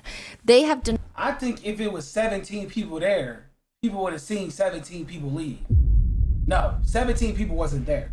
Do I believe there was a good amount of people there? Yes, it was a party. I do believe that. But I don't believe there were 17 people there. I don't believe they was involved like physically, all of them physically. But I do think they were involved in some type of way for sure. Denied any sort of involvement. Some of them have come out to say they don't even know Yu Menglong. Yeah, they to which that, netizens are now, I don't want to say they're making jokes, but they're sarcastically asking all these people, oh, nobody knows him? Then whose house did he go to for the dinner? Who was at the dinner with him if nobody knows him? Other netizens are saying, fine, I guess we were the ones at the dinner party then, because nobody else was. One netizen says, wait, nobody knows Yu Menglong but us? Only netizens know Yu Menglong? They're just providing character statements almost for Yu Menglong. Wait, is the light flashing behind you? Do you feel like it's flashing or no? I don't know. Okay, continue on. No, don't start that shit, Pando.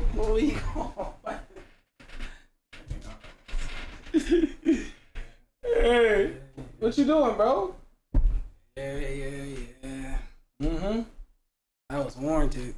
Yeah, don't play with me. I don't even play like that. Go ahead, hold it up high. Sorry. People just want someone to be transparent. And someone maybe is. September 12th, the day after Yu Menglong's passing, someone claiming to be Yu Menglong's cousin comes out on Little Red Note to release a statement that very quickly gets banned, but it reads, I'm Long Long's cousin. Long Long is Yu Menglong's nickname. Right now, Auntie, Long Long's mom, and several other relatives are in Beijing, keeping watch over Long Long's body and waiting for the police's final investigation results. The autopsy results haven't come out yet. Auntie and the other family members landed in Beijing late in the night of the 11th, and the family is mainly focused on taking care of Auntie, so please don't worry. And he goes on to list a few very strange things. First of all, nobody alerted the family. This is what the so-called cousin allegedly claims. No one alerted the family that Yu Menglong passed. They found out through social media just like everybody else on Weibo. The cousin claims a few things in this post that are alarming.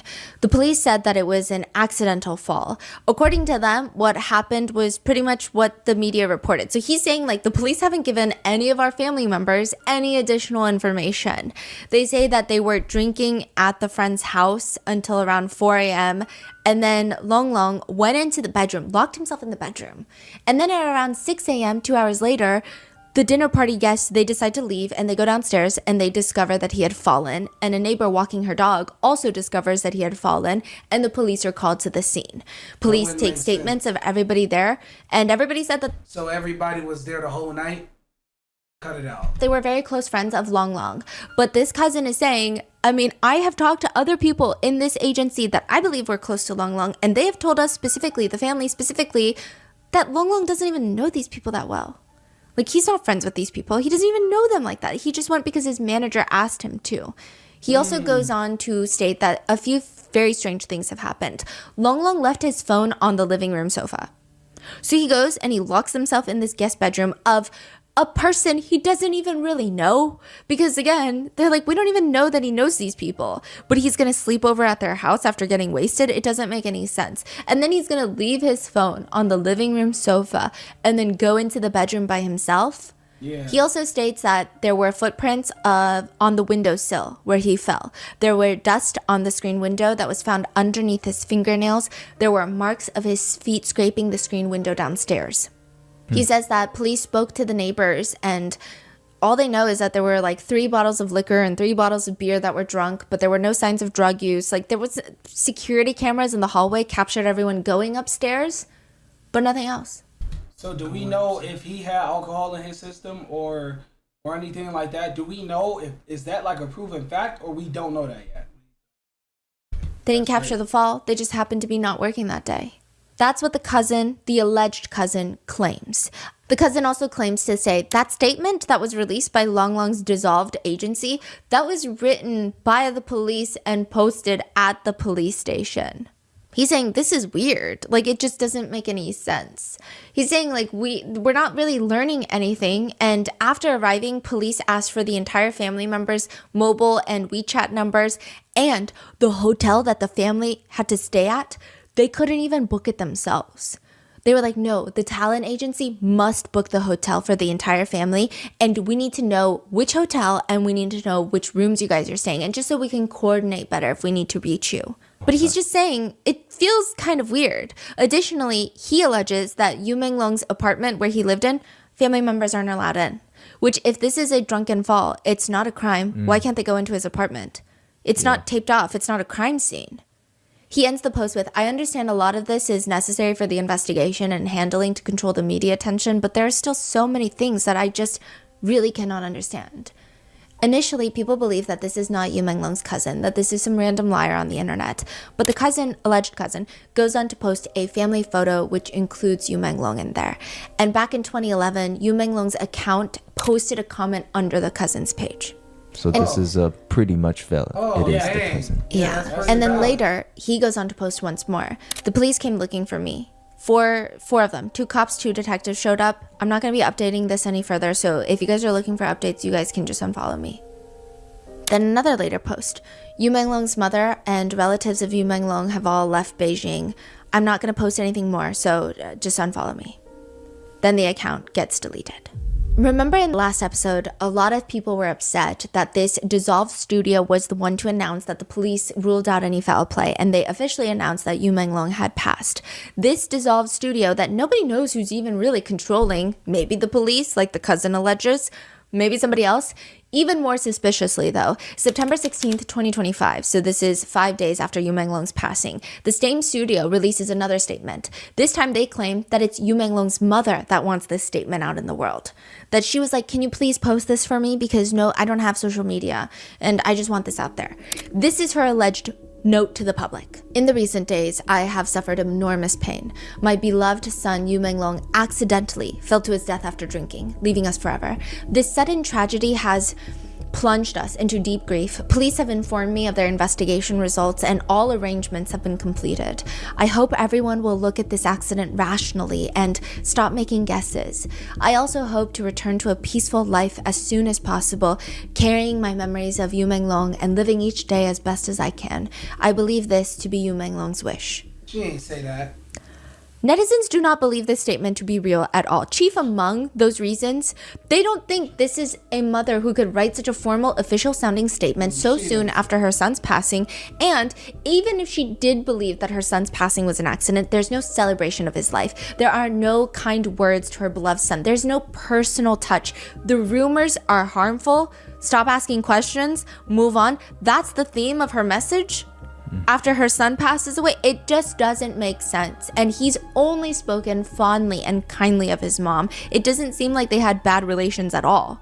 It seems as if the entire message is, stop asking questions, don't investigate, let's end it here. Which is interesting because another letter starts circulating, and people believe this to be Yu Menglong's mother writing this letter. There is a red thumbprint, so it's like a signed letter. And again, this could be anybody's thumbprint. Who's to say this is Yu Menglong's thumbprint? But you tell me which one sounds more like his mother. To all the kind-hearted and righteous people from all walks of life, I am Yu Menglong's mother. In this moment, with heart-wrenching grief, I am telling you the truth about my child's tragic misfortune, only hoping to seek a bit of justice for my wrongfully deceased child. On September 11th, 2025, my child left me forever. What I can't accept is that the murderer actually lied to the world that this was an accident, covering up this cruel crime with false statements and trying to erase my child's life. They fabricated lies, confused the public, and attempted to escape legal punishment by relying on their power. But they forgot that a mother's love and memory for her child will never be covered up by lies.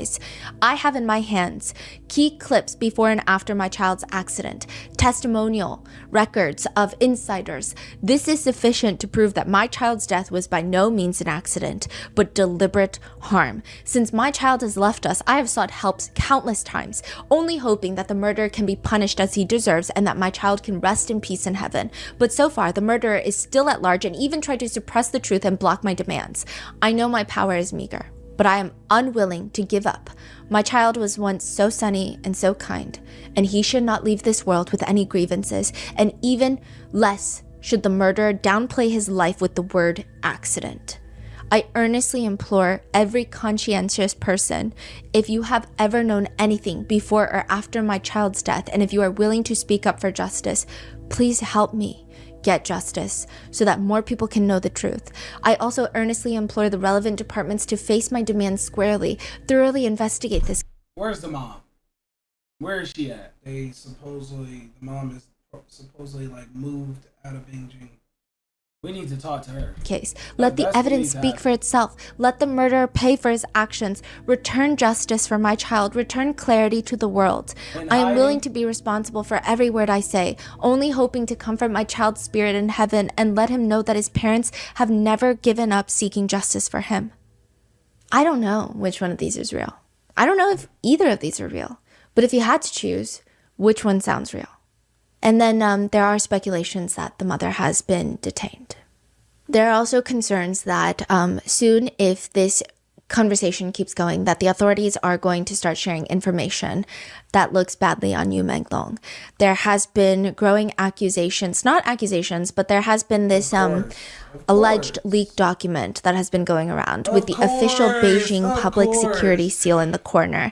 And it claims that Yu Menglong was under investigation for child molestation.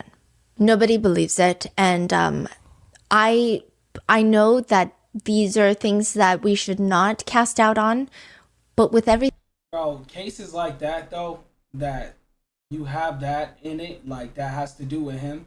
Not saying that he did it or he didn't do, because I don't know him, but seemed very unlikely. It just seemed unlikely, and more than one kid would have came and said something, bro. Like more than one kid would have said something, bro. Stop it. Everything I've told you so far, could you believe this without further proof? Yeah, what kind of person would like make something like this, right? This is crazy. I don't think there's anyone online that actually believes this. So one person just comments, it's really depressing that he tragically dies and then he becomes an enemy to the government overnight, but nobody knows why. There is a video of Yu Menglong where he is seen interacting with kids, and people are saying like, look at him. He says in the interview, if I didn't get into the entertainment industry, I would have become a teacher. A lot of people have come forward to say really amazing things about him. His former middle school teacher has come out. 这是我的学生，我还记得啊，他的英语学得特别好，他的理科呢要差一点，但是呢，有时候把他叫到办公室去，提到他的作业做得不好的时候，他总是笑眯眯的，你就没有办法用这个狠话去批评他，因为他总是那样温和的。这个事情我可能会一直要带到余生都要去关注了。前几日开始吧，就是给自己安排了一个任务，每天呢发一个朋友圈，然后每天发一个不一样的，不是为了让别人点赞，就是想让别人知道啊，看到的啊，他的点点滴滴呢，我把它保存下来，然后每天发一个不一样的。不是为了让别人点赞，就是想让别人知道啊，我们新疆走出去这样的一个好青年，他捐款过，而且还支教过，因为又有多少青年能做到这一点呢？ It seems like a lot of people say that he likes to live in harmony with the world. That was his energy. He was never super extroverted. He just seemed almost like that peaceful, wise character that's always there. Even 10 days after his passing, there was a donation made to a charity. And people saw his name and they were very emotional because it seems like he has these donations on autopay. It seems like automatically every month he's donating to people who need it more than he does. And as of right now, that's all we know about Yu Menglong's case. I don't know if we will ever know more. But it does seem like every time someone suspiciously dies, the conversation seems to get bigger, and it seems harder to censor it. And the first video that we posted about Yu Menglong's passing has been age restricted. I don't think that it's nefarious. I don't think it's anything related to any sort of government entity. I think it's just the content of the story is just, it's going to be age restricted. So it's inadvertently suppressed in its own way. What are your thoughts on this? What do you think happened? And do you think we'll ever get answers? Let me know in the comments, and be safe, and I will see you in the next one. I ain't gonna lie, I'm extremely mad. I'm low-key a little distraught because something like this will happen to somebody that seemed to be such a light in the world. You feel me? He just really seemed like he wanted to be a normal person. You know, he found a passion for acting, and that passion brought him a long way, and somebody liked him and wanted him, and they would take him down through any means to do this to him, I guess, in some type of way. Yeah.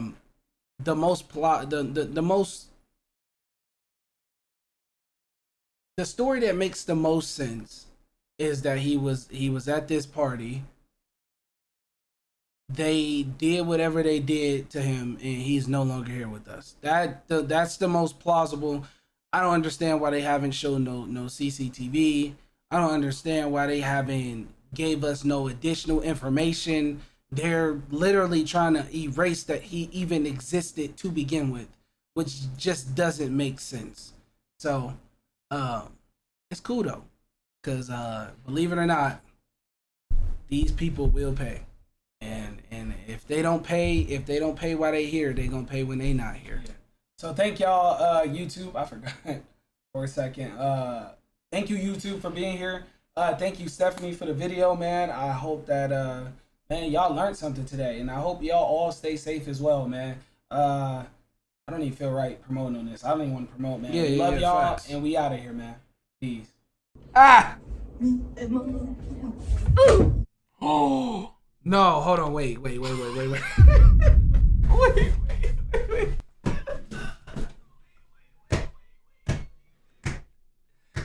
was actually real. What the heck? Get up. I'm the best pro ever to do this. So walk with me, come on. You feel me? You gotta be on these lines right here, you feel me? Ready yourself up, right? Hit one of these. Oh! Look, first shot always iffy. You feel me? Right. It don't matter how you start. Right. It matters how you finish. You ready? Oh! It slipped out I swear on everything I love, it slipped over my hand.